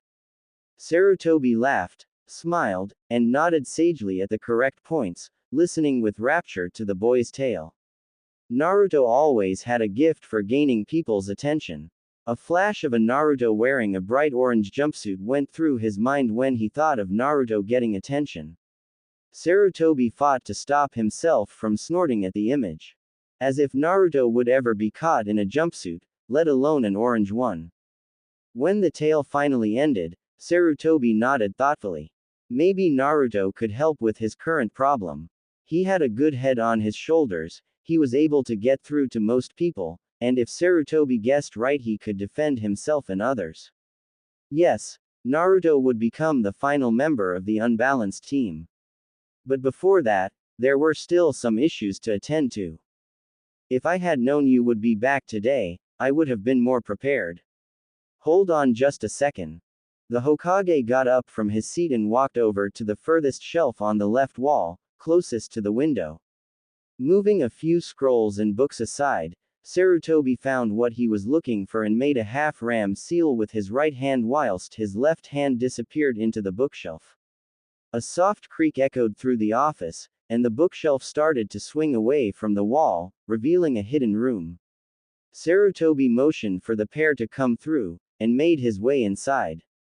The room was about the size of the office, maybe a bit smaller. The walls were lined with shelves which were overflowing with scrolls and books. In the middle of the room was a table which had several items on it that Naruto didn't recognize. Looking around, he saw that not only were there scrolls and books in the shelves, but boxes and chests as well. Kenji, I'm sure you remember this room. But for Naruto, this is the Hokage's personal vault. Anything that relates to the Hokage or future Hokages is stored in here. What we are in here for is. Sarutobi moved over to one of the shelves and slid a rather ornate chest from it. Blowing the dust off the top, he nodded to himself and turned around, showing the pair the chest. This. He handed the box to Naruto, and waved them out, shutting the bookcase behind him.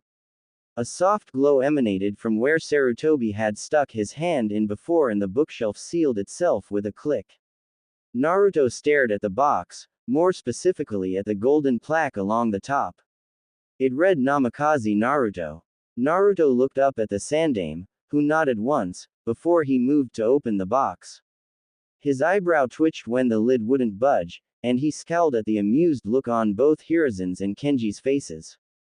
Lifted the box to eye height, he noticed that where a lock would normally be on a chest, was a seal. More specifically, a blood seal, designed by clans long ago for keeping their clan secrets, exactly that, secrets. He had studied them with Jiraiya about 6 months ago. Biting his thumb, Naruto drew blood and swiped it across the seal, before trying his luck at opening the box once more. This time, the lid slid up without a problem, revealing the inside of the chest.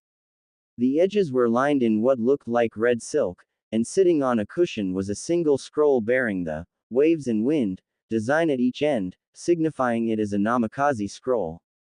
Naruto slipped the scroll from its resting place, unrolling it with an almost reverence of the object.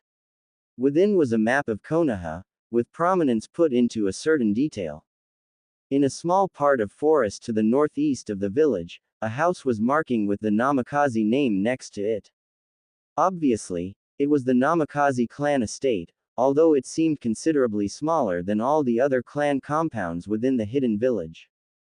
Naruto unrolled more of the scroll to reveal a paragraph of writing and a series of storage seals. The paragraph was merely directions to the house, as the path was well hidden. Underneath each storage seal though was a name. The first was his, so he assumed the first held something for him specifically. The second along the line was marked, Kenji, Jiraiya. Naruto raised an eyebrow and showed it to Kenji, who shrugged in response. The next along the line was marked, Uzumaki, and the final was marked, Kazama. Naruto held the scroll out to the Sandaime. Gigi, what is this last name? I don't recognize it at all. Sarutobi glanced down at the name. Ah, the Kazama clan are tied to the Namikaze. They act as keepers, bodyguards or servants depending on the situation. Kazama Shigeru and his granddaughter are the last remaining Kazama that we are aware of. They both live at the Namikaze household. Naruto nodded. I see. So, when can I check out the house? Sarutobi chucked. Not until you go to the academy. I've already had you enrolled, but you need to get to know the people you will be working with when you become a ninja. The Genin exam is in a week, and the teams will be announced a fortnight after that. Naruto sighed and pouted. Oh come on. Do I really have to? I want to check out my new house. Kenji slapped Naruto up the back of his head. Don't be so disrespectful, geez. Your mother would have a fit if she heard that whining from you. The blonde frowned and crossed his arms over his chest. TCH, I learned how to whine from this man and he is getting up me for it. Naruto ducked another swat aimed at his head and threw his arms up in defeat. Fine, fine, I'll go to the academy. Geez. Cerulean eyes surveyed the outside walls of the famed ninja academy of Konoha. Many legends had begun inside these walls, some good and some terrible. To one ninja hopeful in particular though, it looked like a boring old school that would drain the life out of him faster than any kunai could. With a sigh, Naruto started towards the doors. The only thing he was looking forward to, joining the academy, was the possibility of making some friends. He had never had any his own age, as he had lived alone with his family for most of his life. Pushing open the red doors, he started through the foyer and towards the stairs that led up to the classrooms. Glancing around as he walked, he noticed a reception desk and several doors that most likely led to small libraries and offices. Taking the stairs 3 at a time, he glanced down at the slip of paper the Hokage had given him. It held the classroom he needed to find, as well as a small note for the instructor. A Chunin named Iruka, who seemed to be one of the better teachers in the academy. He fiddled with his forearm armor as he walked, looking into the small windows on each door to the classrooms. It was slightly disconcerting, seeing so many kids wanting to be ninja. Half of them probably didn't even know what it truly meant to be a ninja. That it was a lonesome life, filled with chaos and destruction. Sure, it was honorable to serve your village, but sometimes it wasn't worth it. At least, according to Kenji, that's how the life was. Many ninja had quit due to the pressure, and were forced to be subject to the memory removal jutsu of the Konoha Anbu, getting rid of any confidential information they may know of. Naruto looked up from his wondering and found himself in front of the classroom he was supposed to join. Was his mind really far off that he had gone into autopilot? Shaking his head, he sucked in a deep breath and cleared his mind, preparing himself for whatever was on the other side of the door. His hand reached out for the handle, and Naruto steeled himself for what he was sure would be the worst few hours of his life to date. Iruka stared at his rather rambunctious class and gave a frustrated sigh. Despite the fact that they all had the potential to pass the Academy's Genin exam, most of them would fail during their Junin Sensei's exam. Of the entire class, only the 7 clan heirs would pass without problem. Unfortunately, that left unbalanced numbers, so unless one of the clanless really stepped up their game, one of the heirs would be forced to return to the academy for another year or enter the standard program. His brown eyes wandered over each and every one of the heirs, and he couldn't help but be proud. Despite their odd attitudes, they were all strong, ready to join the ranks of the Konoha elite. A paper plane floated above his head, and Iruka's eyes started to twitch. Time to get the class back under control, they had had their fun for the day. Inhaling deeply, Iruka readied to use his demon head jutsu, when the door slowly opened. The entire room's attention was suddenly on the door. A sandal-covered foot stepped through, followed by a leg that held a weapons pouch. Slowly, the form of a boy the same age as the rest of the class appeared through the door, a shy grin on his face. Iruka's eyes widened before they narrowed. He recognized this child. It was the whisker marks that gave him away. It was the Jinchuriki that held the Kyuubi no Yoko, Uzumaki Naruto. What the hell is he doing here? Naruto strolled across the room and handed the note to Iruka. The Chunin looked it over and almost howled in annoyance. This brat would be part of his class for the rest of the week and then take the exams. What the hell was the Hokage thinking? What the hell is that old man thinking?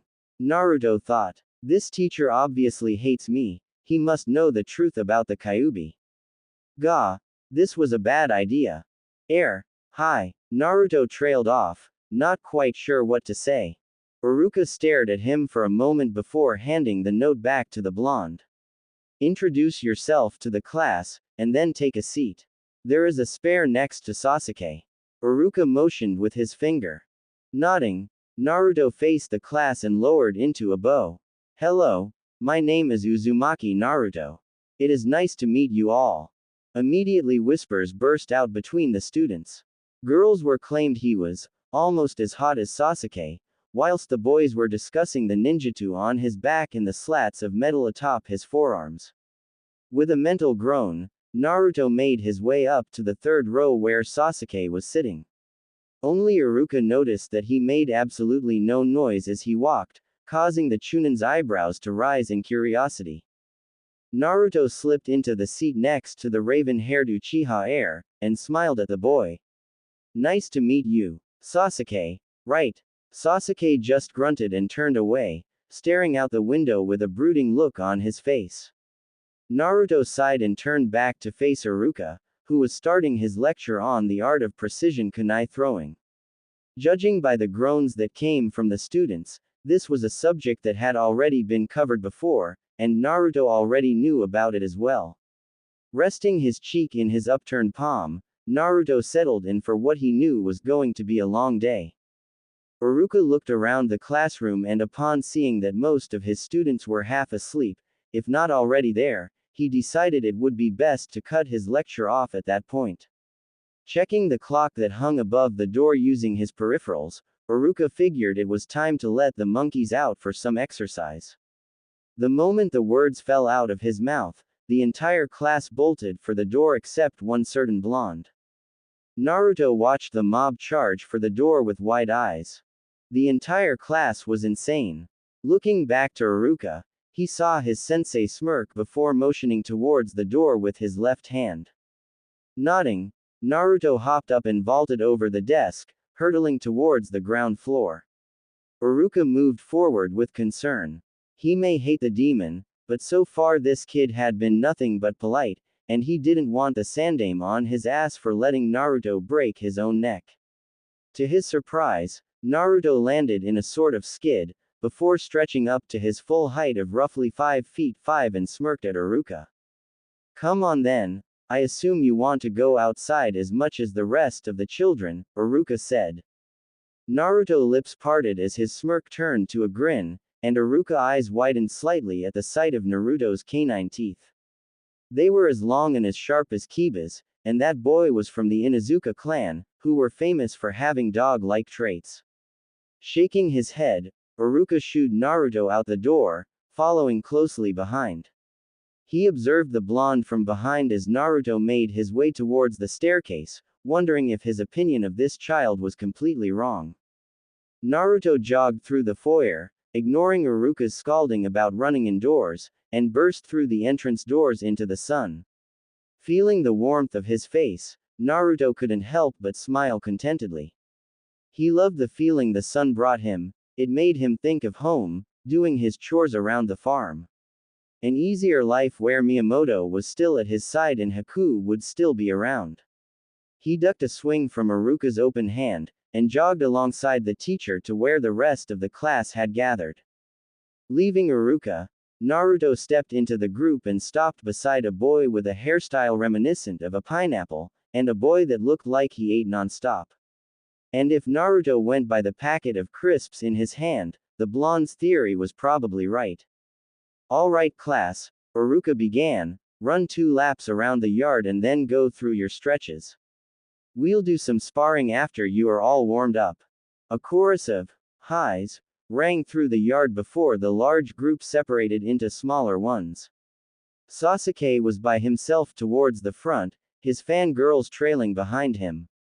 A few random classmates spread out over the edge of the yard followed by a group of boys towards the back. Naruto was with the group of boys at the back, and he tried to make conversation with the fellow boys in his class. After all, the entire reason for his attending the academy was to get to know his future comrades.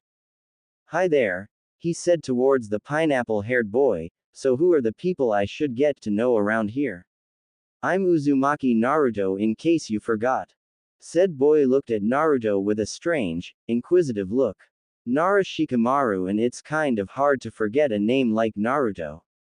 Naruto grinned. "I hope you won't turn out to be as troublesome as the other blonde in this class. But I suppose the people you want to get to know is the group we are with right now and maybe Hinata. Well, that's Akamichi Choji, he is Aburame Shino, and the rather wild-looking one is Inuzuka Kiba." Shikamaru pointed to each of the boys as he introduced them. Choji smiled and waved at Naruto, Shino merely nodded and Kiba turned and started to run backwards, grinning at the blonde. The group started a conversation on likes and dislikes, trying to get to know one another better. Shikamaru loved shogi much more than Naruto did, and Naruto enjoyed that game quite a lot. The Nara also played any other board game that required strategy and thinking. Choji was Shikamaru's best friend, and the pair often watched clouds together. Shino was, for the most part, completely silent. He apparently enjoyed silence and stillness, as it gave him more opportunities to find bugs and other creepy crawlies. Kiba was loud, brash and loved a good laugh. He was also the second best taijutsu fighter in the academy, shortly after Sasuke. Before they realized it, the group had finished their laps and gone through their stretches. Naruto was looking forward to this part of the day. The only way to determine a person's true character was by how they fought. The best way to judge them was to fight them, but watching from the sidelines also gave valuable insight. The only people he was overly worried about were Kiba and Sasuke. They were both top of the class in taijutsu, and Naruto's was only average. He had spent more time working on his sword styles and techniques than on the martial arts. Naruto sat with Shikamaru and Choji on the stone benches that lined the far side of the outdoor arena. The ground was solid dirt covered in a layer of soft grass as to prevent too bad of an injury but at the same time simulate a potential fight in the field. White lines painted on the grass marked the edges of the arena, and Iruka explained that being forced out of the arena was considered as a fall. Okay. Standard rules. For those who have forgotten, taijutsu only. No ninjutsu or genjutsu. The first to 2 falls is the loser, the Chunin explained. After that was done with, Iruka started to call out names of those who were evenly matched in terms of taijutsu. The only one he wasn't sure about was Naruto, having never seen him fight. Naruto watched Shino and Shikamaru fight with interest. Shino's moves wasted no energy, and were brutally efficient whilst Shikamaru waited for Shino to make a move and then reacted accordingly. It was fascinating to watch, something similar to a game of live shogi. Kiba's and Choji's fight was an all-out brawl, Choji using his family taijutsu style and throwing his weight behind his punches, and Kiba's natural dog fighting style was something terrifying to watch. Choji had several gashes along his arms and face when the pair was finished, but Kiba was sporting a brand new shiner, a busted lip, and was limping slightly. Despite their state, each of the ninja bowed to each other at the end and helped one another back to the stands, grinning the entire time. Iruka looked across the stands, and shrugged when he noticed something. Okay. The final 2 are Uchiha Sasuke and Uzumaki Naruto. Sasuke smirked and walked down to the arena with an aura of complete and total arrogance. And if the tales Naruto had heard were true, that arrogance is well founded. Naruto gulped, and slowly made his way down to the arena as well. As he walked, he unclipped his forearm holsters and took off his gloves, removing the metal on his arms that could cause extra damage. He slipped his ninjutsu and sash off as well, and wrapped the guards and gloves in the sash, leaving them with Iruka. Said brunette stared at the pair who were now facing each other in the arena. Begin. Naruto was forced to backpedal away from Sasuke, who charged forward with speed that almost matched Naruto's. He wasn't expecting a full frontal assault from a ninja, especially one that was rumored to be as good as Sasuke. Ducking a backhand swing aimed at his temple, Naruto moved into a sweep kick that Sasuke managed to jump over. Naruto corkscrewed up, his hand balled into a tight fist and aimed an uppercut at the Uchiha's jaw. Said boy bent his neck back a bit, narrowly avoiding the punch, and kicked off Naruto's forearm, moving back across the arena. Naruto dashed forward, zigzagging left to right, planning his next move. Sasuke smirked and fell into his clan's taijutsu stance, and Naruto noticed a major flaw. The stance left so many openings it wasn't funny. Though from what he had heard from Kenji about the Uchiha, the clan relied on their Sharingan rather heavily when it came to taijutsu fighting. The ability to predict an opponent's moves would make up for any openings in their defense. Naruto lowered himself closer to the ground, lowering his center of gravity, and began to pick up speed. 3 paces, 2 paces, 1 pace. There. Naruto twisted on his foot and seemingly tripped himself, moving into a horizontal spin. Sasuke's smirk grew wider, and Naruto couldn't help but grin. Naruto finished the first 180 degrees of the rotation and swung his leg out, slamming it down onto the crown of Sasuke's head. The Uchiha dropped like a stone, a shocked cry erupting from his lips. Naruto landed in a crouch behind Sasuke and grinned. Iruka nodded and raised a finger on his left hand. One fall to Naruto. Sasuke growled and jumped back onto his feet, charging Naruto like an enraged animal. Naruto's right foot slid backwards, and he bent his knees, preparing for the coming onslaught. Just as Sasuke's came within range, he jumped and threw both his legs out in front of him in a drop kick. Cerulean eyes widened as Naruto took the kick straight to his face, sending his neck snapping backwards with frightening velocity. The rest of the blonde's body followed, but Naruto managed to keep hold of his senses and land in a handstand in time to avoid a fall. What he wasn't expecting was Sasuke to be already on the ground and sweep his hands from under him, sending Naruto tumbling onto the grass. One fall to Sasuke. The two boys moved back onto their feet, circling each other as they went around the arena. Naruto could feel the eyes of the entire class on the fight, more specifically on him. Even Sasuke's fangirls were watching him. Sucking in a deep breath, his nostrils flared for a moment, and that was when all hell broke loose. The boys charged each other, throwing precisely aimed punches and kicks, blocking, evading and parrying one another. Naruto could feel the bruises starting to form around his ribs, as well as the tooth that had been knocked slightly loose. Naruto doubled back away from Sasuke and felt the tooth with his tongue. Phew, just a baby one, Naruto thought. Naruto slapped a backhand to the side and spiraled in towards Sasuke's chest. Bringing his elbow backwards, he felt it slam into Sasuke's chest and couldn't help but grin. That had to have hurt. He moved away quickly, but not fast enough to avoid a rising kick to his chin. Naruto felt his teeth pierce his tongue and cried out, blood flying from his mouth.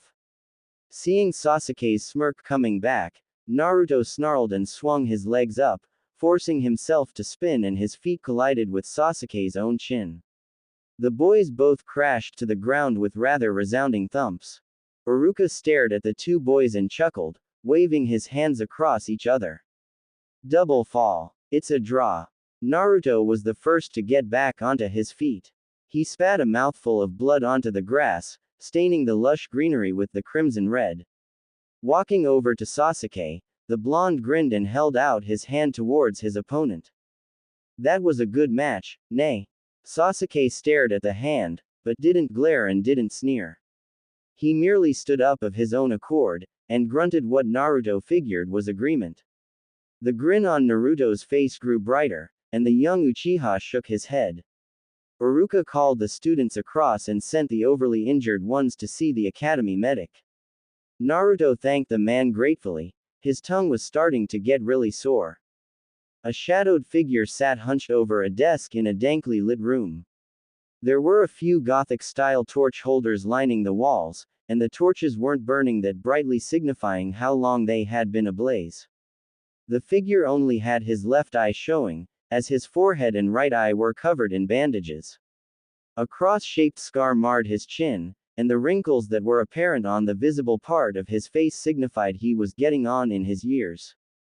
A flicker of the light in the room, nothing overtly obvious but something that shouldn't have happened, drew the man's attention away from the mission report he was reading. His single eye trailed over to a pair of Konoha Anbu look-alikes.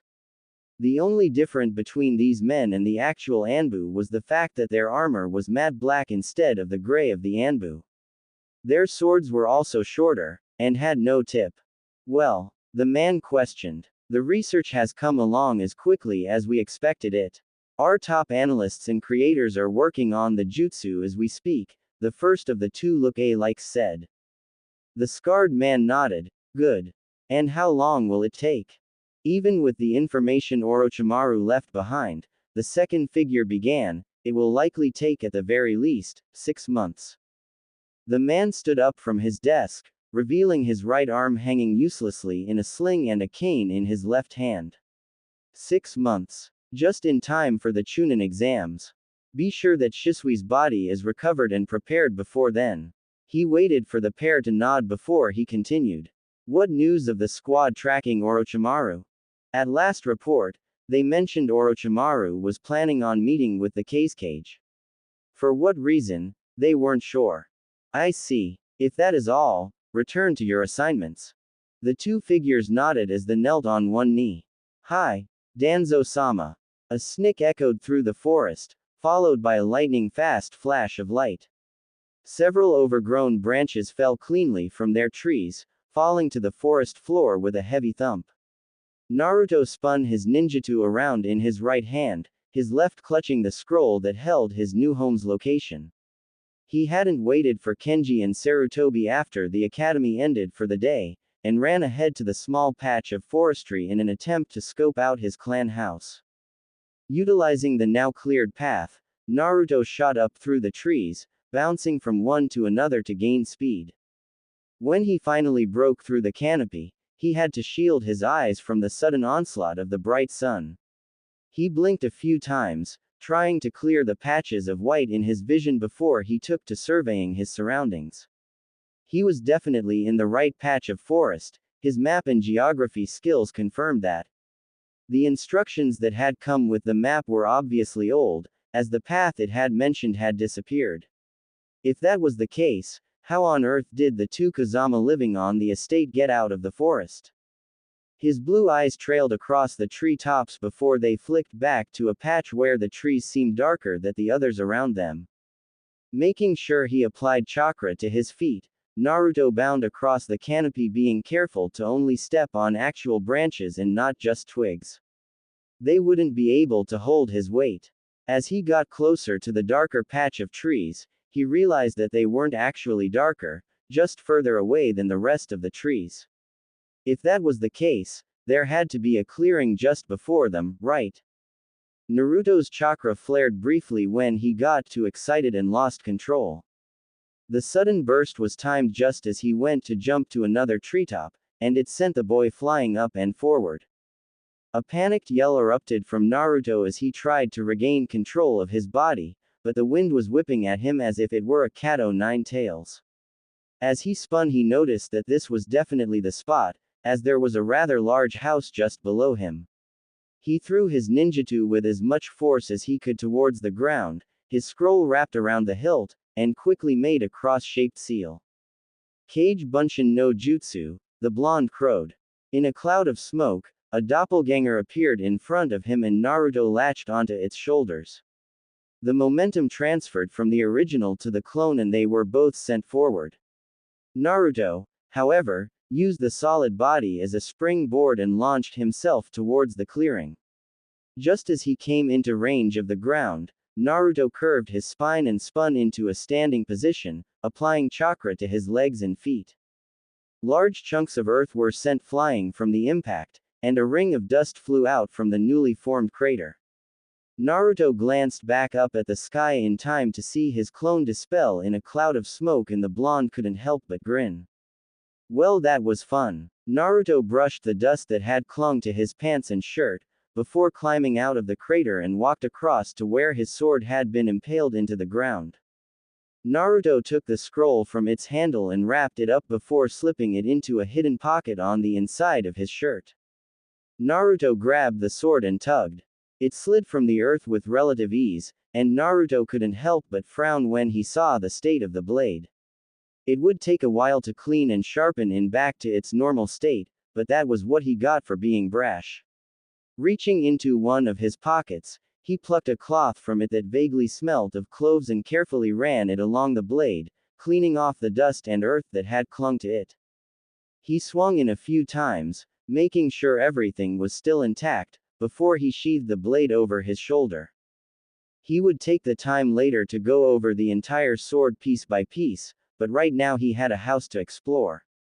He turned around and started to really take in the details of the Namikaze estate. The first thing he noticed was that, from the outside, it seemed a lot smaller than the other clan compounds around Konoha. The Uchiha pretty much had their own town within the village when they were still alive. The buildings sat on land for the most part, but there were several sections that sat atop the waterways that run about the clearing.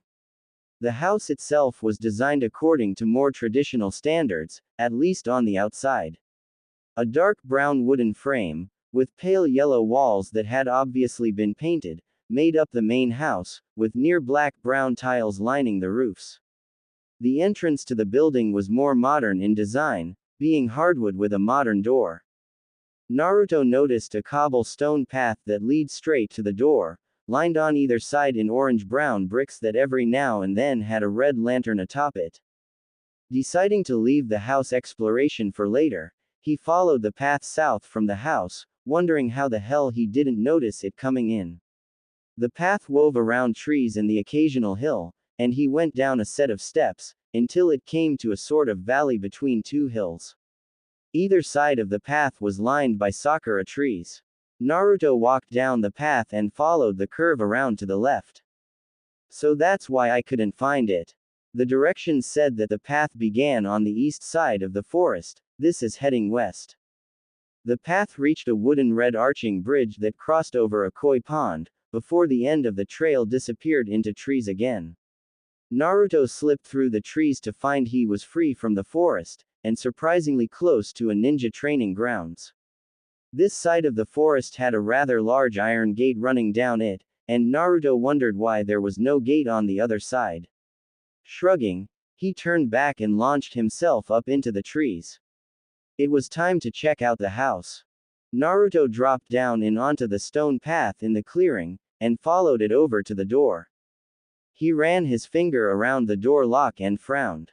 He needed a key. Surely the Yondaime wouldn't have given him a house and forgotten the key.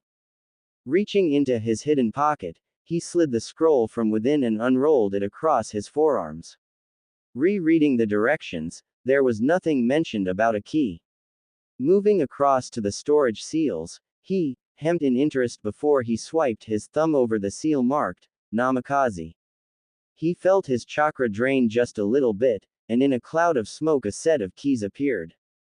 Naruto snatched the keys up and wrapped the scroll up before sliding it into his pocket once more. He went through the keys until he found a rather old-looking one that fit the lock. Naruto was shocked to see that once he twisted it, several seals that had previously been invisible lit up brightly along the walls and door. After a moment, they faded back into nothingness and Naruto figured they must have been security seals of some kind. He would have to ask Jiraiya next time he saw him. The blonde pushed open the door and stepped into the small entryway, which had a small cupboard pushed up against the wall and was blocked from the main house by a sliding door.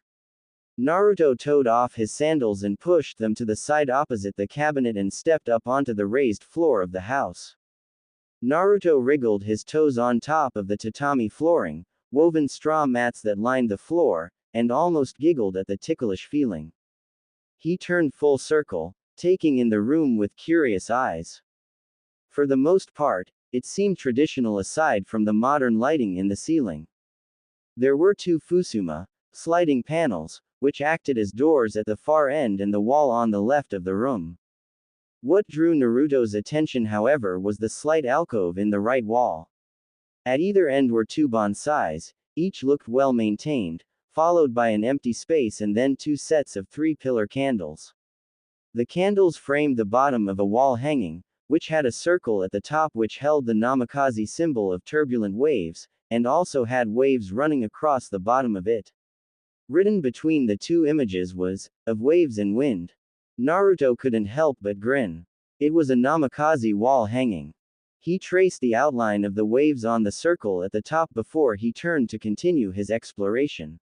He moved over to the left fusuma, the one that was across from him, and studied the painting on it. It was a cliff looking out towards the sea. In the background were a few birds, and what looked like a rainbow but was too wavy and wasn't the right colors. It was predominantly an almost neon green, with softer shades towards the top. Sliding it along the runners, Naruto was soon staring into a long hallway. The wall on his right side had several sliding doors before it turned into a corner. The left side was a simple wall that went all the way along until it too turned into a corner. Naruto walked up to the first set of doors and slid it open. The room was a modern kitchen, with a refrigerator, stove, dishwasher and even a trash compactor. There were several cupboards attached to the walls, which Naruto assumed held the dinnerware and cutlery, and countertops all along the right wall. A small wooden door just before the left wall joined with the far wall opened into a pantry. The left wall itself was left bare, but there was an opening that went into the next room. Naruto went through and found himself in a dining room that could easily seat at least 20 people. At the moment though only one small table was set up which could seat around 6 to 8. Naruto went back into the hallway, doubling back through the kitchen to shut the sliding doors, and made his way to the third room. The Fusuma opened to reveal a room that Naruto recognized would be used for tea ceremonies. Sliding the door shut again, Naruto took the corner and was again in another long hallway. This one had two Fusuma along the right wall, and a shoji sliding door was towards the middle of the left wall. Light filtered through the grid-like wooden framework, making a criss-cross pattern on the tatami ahead. It obviously opened to the outside of the house and not another room, but Naruto would leave that until he explored the first two rooms. He slid open the first set of doors, which were left blank of any design, and immediately broke out into a wide grin. It was a dojo. Not just any dojo either, a fully equipped ninja dojo. Seals lined the walls to prevent damage from any jutsu below B rank, and would probably act as steel-reinforced concrete when hit by a stray weapon.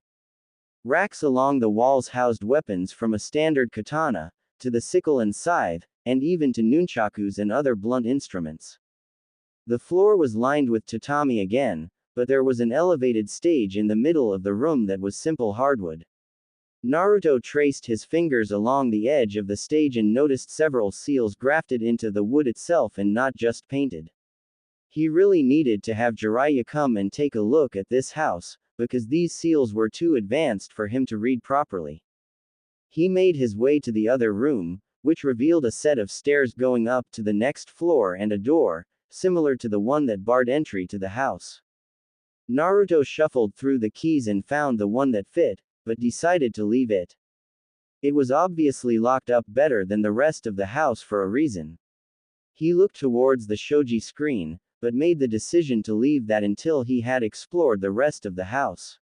He made his way around into the final hallway, as this one ended in a wall, and had to walk halfway down to get to the first room. Well, the first door really led to the toilet, but that didn't count. It shouldn't be classed as a room. The room was a study, several bookshelves lining the walls with different little decorative pieces. Naruto walked over to the kotatsu and stared at the photo that sat atop it. It was of a tall man, with cerulean eyes and long blonde, spiky hair. He was dressed in the standard Konoha Junin uniform plus a long white coat, and had his arm wrapped around the shoulders of a shorter woman. The woman took Naruto's breath away, long flowing red hair and sparkling green eyes. One of her hands was holding onto the man's and the other was resting on her sizable belly. Naruto traced the photo with a feather-light touch, tears creeping into his eyes. "To-san. Ka-chan. She is really beautiful, isn't she?" A familiar voice sounded from behind Naruto. The blonde said nothing, but nodded in agreement. He felt a heavy hand clasp his shoulder, giving a squeeze. The steady breathing of the man behind him helped Naruto calm down, and he smiled at the picture. "You are so much like her, Naruto. She would have been truly proud of you, they both would have." Naruto nodded again. "I know. Hey, how come you don't have any photos of her?" Kushina hated cameras. It took Minato almost a month to get her to agree to that photo, and even then he had to bribe her with as much salt ramen as she wanted for a week. "Honestly, I think that's where you got your addiction to it from. She ate so much ramen when she was pregnant with you she almost sent old Tsuki-san into retirement," Kenji explained with a chuckle.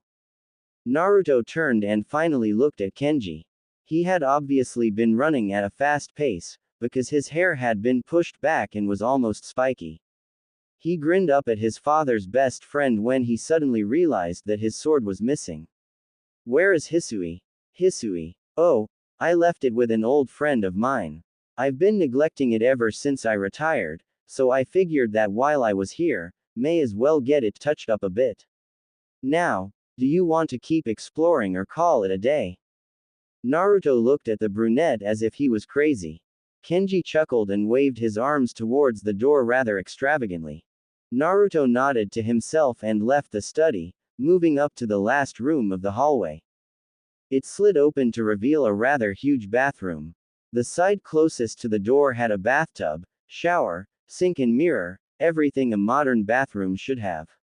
And then taking up the other half of the bathroom was an onsen, a hot spring bath, designed to look like it was still in the outdoors. Kenji grinned and would have immediately gotten ready for a bath if it wasn't for the fact Naruto still wanted to explore.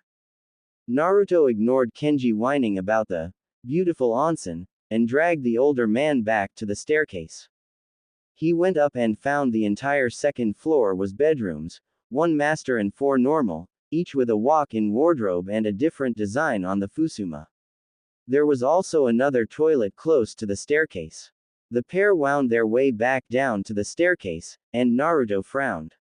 Either he found out what was behind the locked door, or he went outside for a bit. He made to ask Kenji's opinion but found the older man already opening the shoji that led outside. Naruto came out and found himself on a rather large veranda, which connected to a long series of steps that led out to a lake.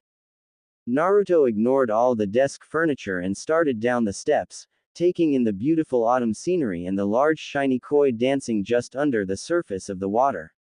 Naruto's eyes trailed over to a waterfall that ran down from a gap that started on the other side of the house. His gaze shifted to the small house that stood next to the main compound, the two connected by a red arching bridge over a pond. This all belongs to you now, Naruto. The entire forest is the property of the Namikaze, and you are the sole heir, Kenji explained. When you reach 17, or gain the rank of Chunin, you will become the Namikaze clan head. Until then, you are the Namikaze heir. Sarutobi wanted me to explain that to you. Naruto stared across at the fading sun, its dark rays glittering across the surface of the water.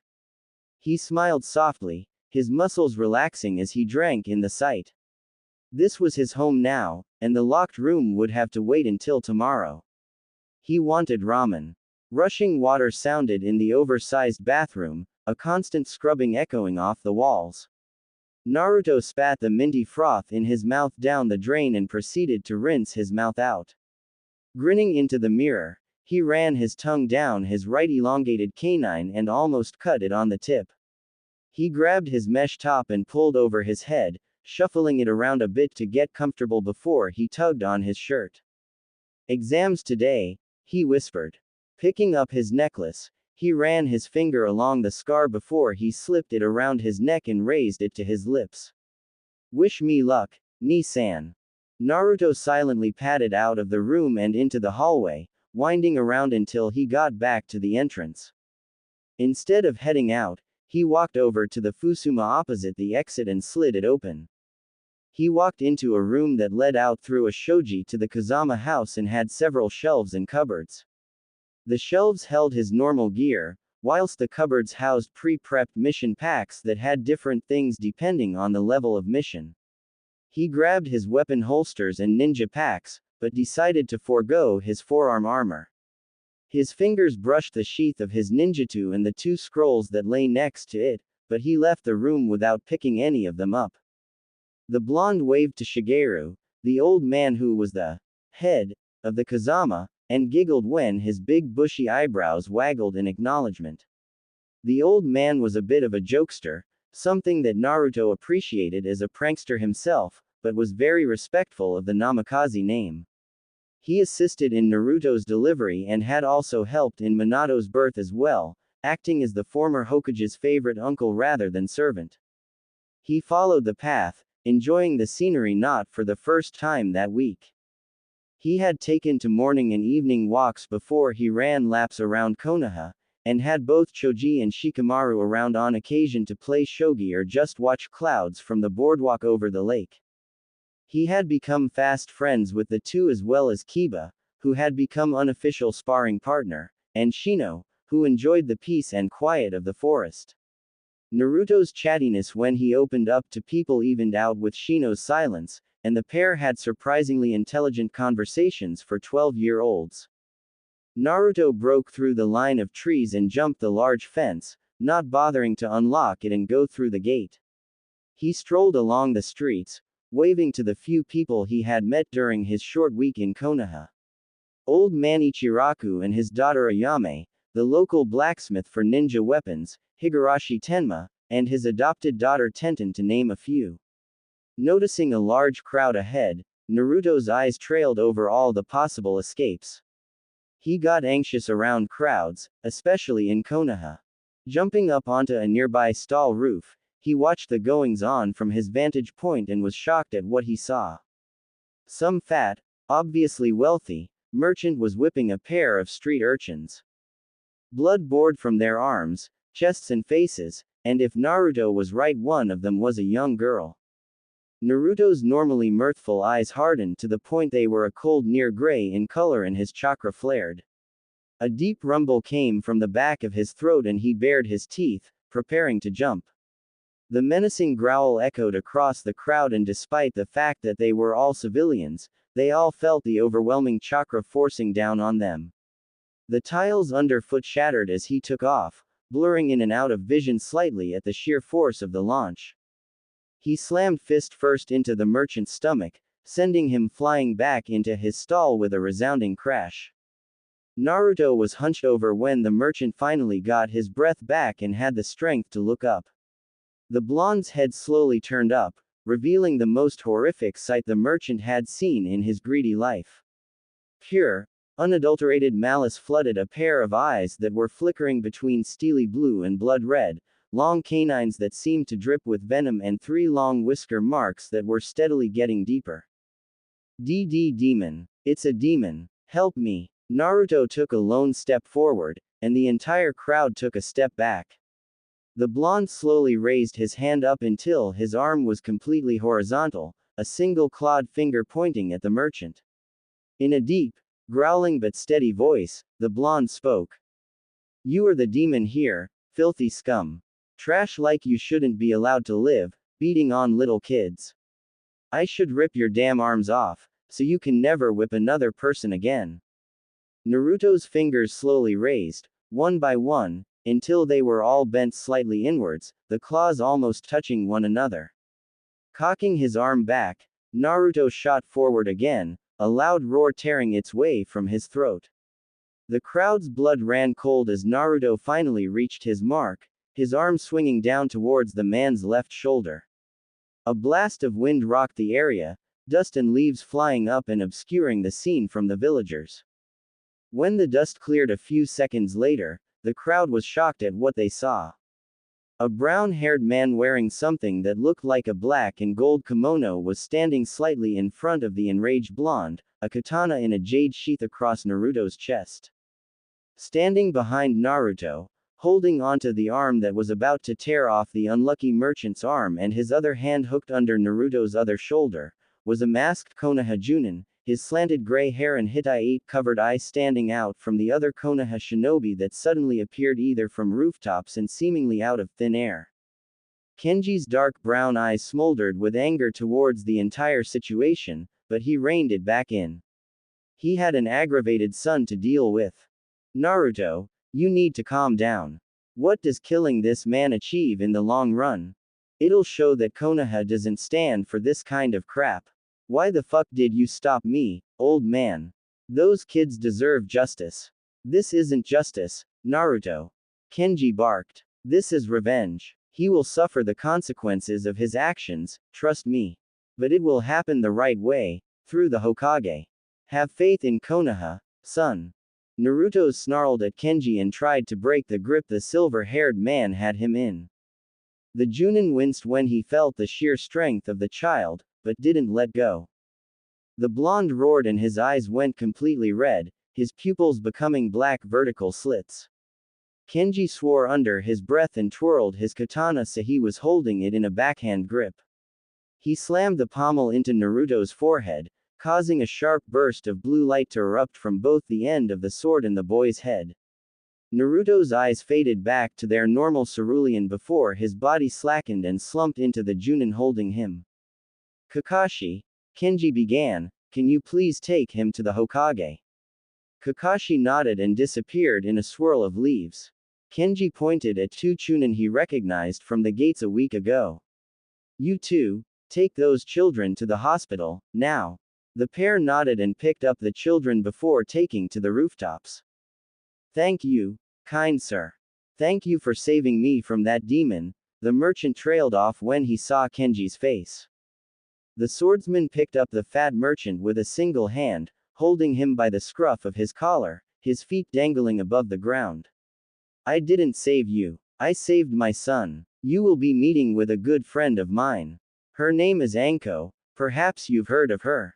The merchant whimpered. How long will he be out? Sarutobi questioned. Another half hour at most, but I wouldn't be surprised if he wakes up sooner. He is growing resistant to this seal, Kenji replied. He brushed the blonde locks away from his son's closed eyes and sighed. I can't be there when he is on a mission, Sarutobi. He needs a sensei that both Jiraiya and I can trust, and one with knowledge of seals.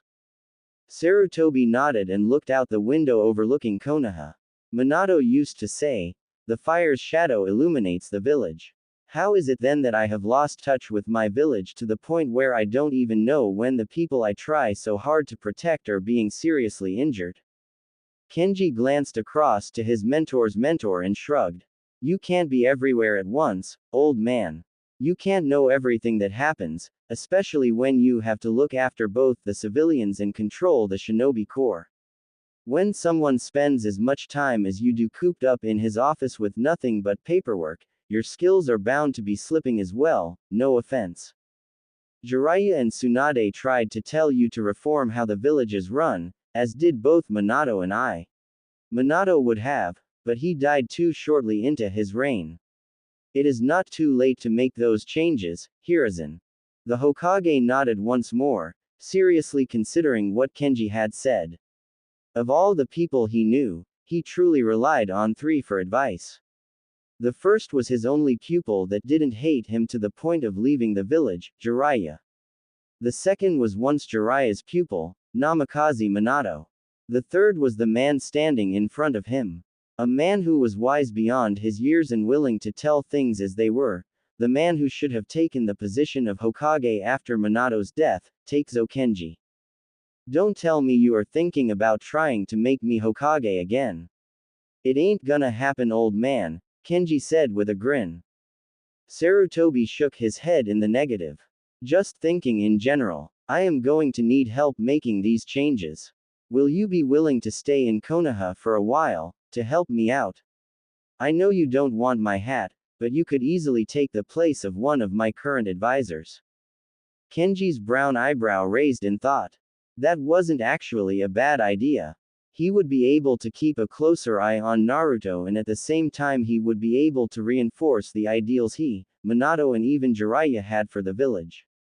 It might even convince Tsunade to come back. But it wasn't up to him really. You'll have to give me a week or two before I decide. There is the farm to think about, Miyamoto, and most importantly Haruhi-chan's decision. Ultimately, if she says she doesn't want to live in Konoha, I will stick by her. Of course, the old Hokage agreed. Kenji walked up and clapped the old man on the back. You know, if you want the rest of the village to accept these changes, you can't afford to be the old man anymore. You need to once again take up your place as the god of shinobi, the professor, who knows every jutsu within the walls of Konoha and then some. A croaky question came from across the room. Who knows every jutsu in Konoha? Certainly not you, foolish boy. What were you thinking back there? Naruto shook his head, trying to clear the haze that had settled across his mind. Slowly but surely the day's previous events came back to him. Right up to Kenji activating the suppressor seal on the end of Hisui. He glanced down at his hand and noticed his nails back to normal, but his mind superimposed the clawed hand over it. Naruto clenched his fist tightly in an attempt to destroy the image. Why did it happen, To-san? Why now? Why today, of all possible days? Shouldn't Jiraiya's tinkering have stopped that chakra? The village will know who I am soon enough. if they hadn't already figured it out. Kenji stared at his best friend's son with a mixture of sympathy-sorrow. It wasn't fair that such a young boy had to shoulder such a heavy burden. It's up to you, Naruto. You haven't become an official ninja yet, we can still leave. Naruto's gaze flickered over to Sarutobi. The old man had a look of disappointment but acceptance, as if he knew Naruto would say he wanted to leave. He looked back towards Kenji and found his face a blank slate. The blonde frowned and closed his eyes, falling easily into that state of meditation he found so relaxing. He weighed the pros and cons of staying. He had been training to be a ninja his entire life, it was the only thing he knew. However, dealing with an entire village who despised your very existence seemed far too great a burden to bear. The image of the fourth slipped into his mind, along with his mother, Kushina. He imagined them staring proudly at him, supporting whatever decision he made. A long, slow breath escaped Naruto's slightly parted lips as his eyes opened. I'll stay. I know nothing outside of being a ninja, and shinobi blood runs through my veins. It seems that even if I didn't want to be a ninja, I am forced to it. Sarutobi's face brightened considerably, however Kenji merely nodded, the blank look still in place. Then you best be off, Kenji started.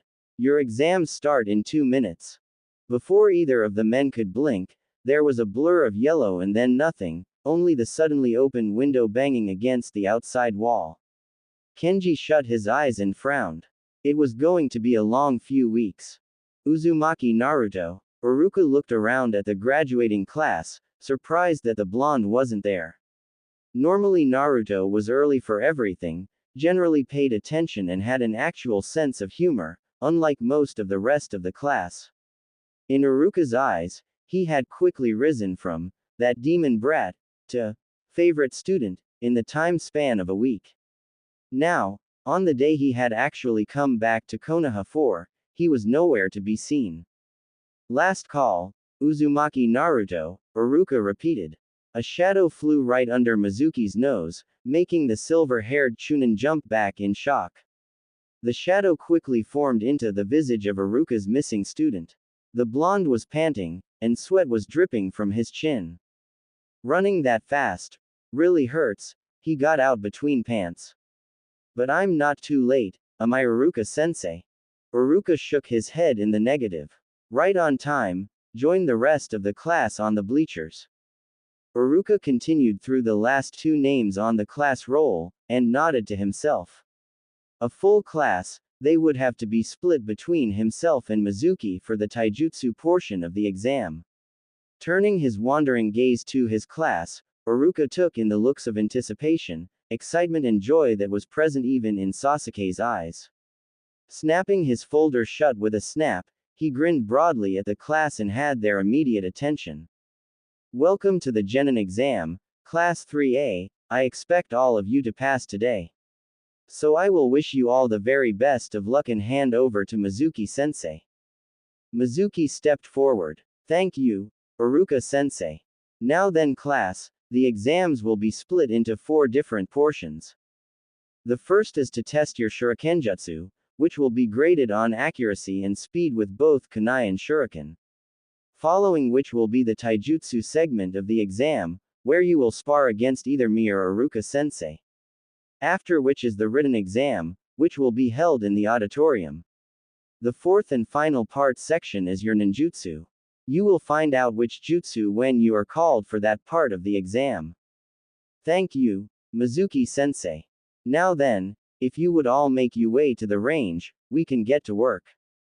The class made their way over to the usual throwing range, which had been outfitted recently specifically for the exam. Normally it was just a bunch of trees, stumps and logs that had targets either attached or painted onto them. Now, it had wooden dummies, moving targets that ran along wire, pop-up targets that you had to hit in the short amount of time it was there. Naruto's finger itched towards the steel push button that held his weapon's pouch closes, his entire body shaking in anticipation. He would ace the exam, and then his life could truly begin. Iruka called the students in alphabetical order via their surname. One by one, the soon-to-be ninja stepped up and took the throwing weapons provided by Mizuki. Iruka stood off slightly to one side, making notations in his folder, and was the one who went to check the targets before the next student came up. Slowly but surely the number of students waiting dwindled down until there was only 3 remaining. Uchiha Sasuke, Uzumaki Naruto and Yamanaka Ino. Sasuke was the first to step up, taking the provided kunai and shuriken from Mizuki with his usual smirk. Iruka clicked his stopwatch just as the course started up, and Sasuke's attention focused in on the targets. Thud, thud, thud, the first 3 targets went down in the first second. Naruto studied the Uchiha carefully, watching the slight twitch in his arms and wrist just before he threw his next shuriken. Although he couldn't see them directly, he could picture Sasuke's eyes snapping from one target to the next without blinking. If it weren't for his attitude, Naruto could really picture being best friends with Sasuke. Being rivals was the closest he would probably ever get to being friends with the Uchiha, and Naruto accepted his position with a mere smile. Iruka's voice broke through Naruto's musing, and the blonde stood up and made his way down the stone bleachers. He passed Sasuke, whose smirk grew even wider when they looked at each other, and Naruto grinned. The challenge had been made, and now Naruto needed to match the Uchiha's perfect score. Naruto took the shuriken and kunai from Mizuki, whose grimace was enough to confirm Naruto's earlier suspicion. People knew his status as a Jinchuriki. His nostrils flared as in took a deep breath, clearing his mind of his problems and focusing on the test at hand. His eyes narrowed and his muscles fell into a state of relaxed readiness. Being too tense would slow his reaction time, but relaxing too much would throw it off as well. Iruka pushed down on his stopwatch just as the course started up, not saying a word. In the field, ninja wouldn't get a heads up when a target was about to appear, so this would be no different. A target snapped upwards from behind a rock, followed quickly by a dummy sliding out from the other side of the field and a second target moving across the course on a zip line. Naruto's arms became a blur, dark streaks of gray flying from his fingertips. Thunk, thud, thud, crash. A kunai was so deeply pierced through the first target the tip could be seen from the other side. The target was made of thick, solid Konoha lumber, so it was quite a feat for a genin. 2 shuriken were buried into the dummy, one right between the eyes and the other where the heart of an actual human would be. The target from the zip line was lying on the floor of the range, broken into 3 pieces. Naruto heard Iruka sigh in annoyance, and he couldn't help but grin. Sasuke had broken the zip line target as well. More targets popped up, and Naruto kept up his perfect performance.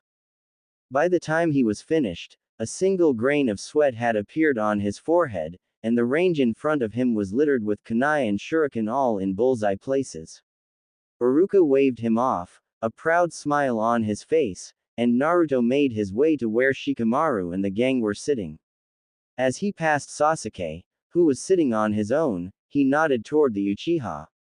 Onyx's eyes lingered on his own cerulean before Sasuke nodded back, his brooding expression breaking into a smile for a second. Naruto grinned and ran along to the gang, Shino and Choji congratulating him on his perfect performance, Shikamaru merely smiling. Kiba glared at Naruto for a minute before he clapped the blonde on the back. So, Blondie, what was that little thing between you and the Uchiha? Kiba questioned, his loud voice ringing in Naruto's ears. Said blonde merely shrugged and cleaned his ear out with his pinky. Don't know what you're talking about, dog breath. The taijutsu portion went a little differently. Alternatively, the students would fight Iruka or Mizuki whilst the other teacher stood towards the side and acted as referee while at the same time taking notes. At the end of each bout, the 2 teachers had a quiet chat outside of earshot, during which the students had enough time to gossip amongst each other about the fight. Names weren't being called in alphabetical order, either. Iruka seemed to be picking students at random. Naruto noticed one thing however. All of the clan heirs, himself included, were being left until last for some reason. When the final match with Haruno Sakura ended, Naruto finally realized why. Several large sources of chakra appeared on the other side of the training dojo. Naruto's eyes flicked up towards where he thought the newcomers were, but found nothing but a wall. Frowning, Naruto turned back to the match, which was now Mizuki versus Shino. The hairs on the back of his neck stood on end though, he knew someone else was in the room, someone that wasn't supposed to be there. Kakashi's eyebrow was raised in amusement, and Kenji was smiling proudly towards his son. The two men had decided to forego the Hokage's crystal ball room, the amount of smoke in there was suffocating, and had come directly to the dojo. Kakashi, to see how good his new students were outside of a report, and Kenji, to see the next generation of Konoha shinobi, although he also wanted to watch Naruto's fight in person. That boy could pull some strange but effective moves out of thin air at times. Said blonde's blue eyes had just trailed over both senior ninja, although their camouflage technique had done its job and Naruto was none the wiser. The two watched as the clan heirs stood up for their matches. There were 4 students remaining, the Nara child, the Hyuga heiress, the Yamanaka girl and Naruto when Kenji suddenly snapped to attention, his hand already on his sword's handle. Kakashi sniffed the air a few times and smiled, before placing a hand on the retired Junin's shoulder. In a hushed voice, so as to not attract attention, he explained. Just let things carry on. No one will get hurt, too badly. The Hokage's council and Danzo have been pushing for a harder genin exam for years. The political pressure was getting to the point where Hokage-sama had to act soon. He decided to enact it this year. It's just a test, but the kids don't know that. Let it play out. Kenji frowned. Why the hell hadn't he been told then? Leaning back against the wall, he glared at Mizuki, who in turn was glaring at Naruto. Kakashi noticed that his sensei's partner's hand never left his sword. Uzumaki Naru. Iruka was suddenly cut off by a kunai sticking out of his neck. The Chunin dropped to the ground, seemingly dead, and Mizuki was soon to follow, 3 shurikens sticking out of his back. The majority of the class screamed, and tried to run for the doors, but found it blocked by 3 unknown ninja, wrapped in black garb from head to toe, leaving only a slit for their eyes. Several more appeared from the windows, standing over the bodies of Iruka and Mizuki. The final ninja appeared slowly in the middle of the room, as if coming out of a mist or haze, who definitely the leader. He was dressed in the same black garb as the rest of the ninja, but he had a red cowl around his neck and strapped over his back was a ninjutsu. Naruto could almost see the smirk under that mask. He lifted his hand. First and second fingers rose and signaled towards the students. The group shinobi rushed forward, producing kunai and other knives, but didn't throw them. The class huddled up onto the stands, trying to get as far away as possible. The clan heirs stood forward, along with, surprisingly, Haruno Sakura. Naruto reached over his shoulder for his sword when he realized he didn't bring it with him. Fuck. Kiba launched forward, he and Akamaru already looking like feral twins, and Choji had gone double size and was rolling forward like a bowling ball. Shino raised his arms sending a massive wave of Kikai bugs towards the students behind him, which turned into a sort of wall. Shikamaru was standing next to Shino, defending Kiba and Choji as much as possible with his shadow and ranged attacks. Ino had paired up with Sakura, and the pair had dashed forward in a flurry of yellow and pink. Naruto watched with amazement. The girl he thought was probably the most useless in the class was actually a pretty good kunoichi. Sakura's chakra control was to the point where even her standard clones seemed real. Clones. That's it. Naruto raised his fingers into a cross-shaped seal and called forth a group of clones. Assigning them to protect the group that wasn't fighting, he dashed forward to take on a ninja of his own. Sasuke was fighting one of the ninja just in front of his own mark, the leader. With an amazing amount of agility, Naruto barrel rolled under Sasuke and used his hands to launch forward into a drop kick. The red-cowled shinobi simply sidestepped the kick, surprised when a kunai cut his cheek. He looked at the blonde, whose arm was now extended and he was crouching on the ground. The leader's eyes narrowed. Damn Jinchuriki brat will get what's coming to him now. He launched forward, two kunai appearing in his hands, and went on the assault. Naruto bobbed and weaved, avoiding the kunai slashes as much as possible, trying to find an opening. Every now and then he managed to get a hit in, using a slightly modified form of the academy-style taijutsu. Ducking low under a wild cut, he slipped a kunai of his own from his holster and tried to slash the man's legs, only to have him jump over the attack. Naruto, standing on his hands, slammed his heel backwards and up into the leader's stomach, sending him even higher into the air. The man spun around. When his front came back into view, 3 shuriken were in each hand. He threw them at the blonde with frightening speed, forcing the blonde to the ground to avoid them. He rolled and stood up only to find himself in range of another kunai assault. He had to find a way to beat this guy. And then he saw it in the form of Sasuke, who was preparing a jutsu no genin aside from himself should have the chakra capacity for. Sasuke, aim at me. Sasuke looked around just as he finished the seals for his jutsu, spewing a giant fireball towards the blonde. Naruto watched it come with a smile and spiraled into the leader, taking care to avoid the kunai. Latching onto the man's arms, he twisted him around and aimed the man's back towards the oncoming fireball. A feral grin twisted across Naruto's face, showing his fangs.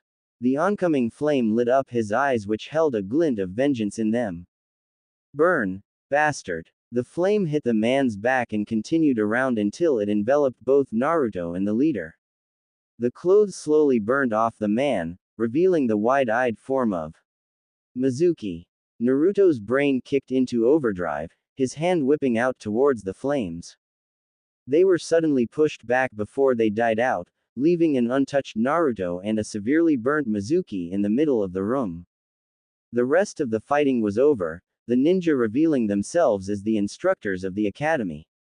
Kiba had several fresh bruises and cuts, but Choji was seemingly unharmed. Sakura and Ino both sported new shiners, and both girls were holding their ribs. Sasuke was unharmed except for a single, tiny cut across his left shoulder. Shino and Shikamaru were both fine. What surprised Naruto was the Hyuga girl. From what he had seen for the past week, the girl was rather shy and lacked a lot of confidence. But she was standing over 3 knocked out bodies, the veins around her pale white eyes sticking out and pulsing. Her jaw was clenched and her back straight, as if she were proud of knocking out 3 instructors. Naruto grinned, he would be too. Several of the instructors came rushing over to Mizuki, grabbing him and rushing him out of the room, assumedly to the hospital. Naruto dropped to the ground, his fire manipulation technique taking its toll. Every time he used it, he felt drained in both body and mind. The first time he had used it, he had passed out for 3 days. Kenji had trained him carefully in its use, and now he could use it without passing out, but only just barely. They had assumed it was either an unknown bloodline limit from his mother, or one more gift of being the Jinchuriki of the Kyuubi. Kenji stood silently at the other of the room, his face blank. Kakashi shuddered and shuffled away a bit. Every time he had seen that face as a kid, or even as an adult, it meant someone was in trouble. It was usually him, but this time he knew exactly who was going to be on the receiving end of Kenji's wrath. The Hokage. The rest of the exams went without incident.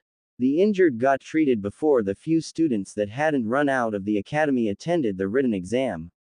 The jutsu portion was bad for Naruto. He was forced to make more shadow clones since his normal clones still stank. He was already feeling weak because of the fire manipulation, so he could only manage 3 with a decent amount of effort. It still managed to impress Iruka, who couldn't even use the shadow clone technique. Naruto stared at the forehead protector he was presented with, the Konoha leaf emblazoned on the metal plate glinted brightly. He was finally a ninja, and in a couple of weeks he would be on a team and completing missions for the village. A soft smile wound its way across his face, as he carefully tied the forehead protector around his forehead in a manner that let his blonde locks fall over the front of it. Kenji stormed out of Sarutobi's office, his black and gold robes flaring behind him. The jade green obi, which was tied into a rather extravagant but still manly bow at the back, whipped around behind him like a tail. Damn that old man, damn him to hell and back. He had recognized the look in Mizuki's eyes when Naruto engaged him. That look of hatred and disgust, the one he hadn't seen for over 9 years, when he had taken Naruto from this forsaken village. What in Inari's name was he thinking when he brought the boy back here? Yelling in frustration, he punched the wall closest to him. His fist went straight through the plaster, luckily missing the framework within the wall. Yanking his arm back, he blew the dust from his knuckles and glared back towards the wooden door that barred the Hokage's office. He would have to take up a position as counsel now. Konoha could not be allowed to run like this. Over half the graduating class had left after that little stunt, effectively having the new generation of ninja. Taking a few deep breaths, Kenji counted backwards from 10, calming himself down. He needed to get back to the estate and see how Naruto was doing. The brunette was running along a power line, one of the many that ran across the village, when he noticed a flash of yellow in a nearby restaurant. Coming to a halt, he turned slightly so he could get a better look through the window. Sure enough, Naruto was in a Korean barbecue restaurant, surrounded by the rest of the clan heirs and the Haruno girl.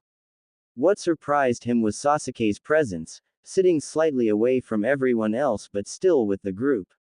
Looks like the Hokage had been right about one thing.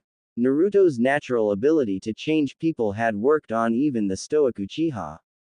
Shaking his head in amusement and pride, Kenji left the group to their celebration dinner. He would go and pack his things and leave tomorrow morning.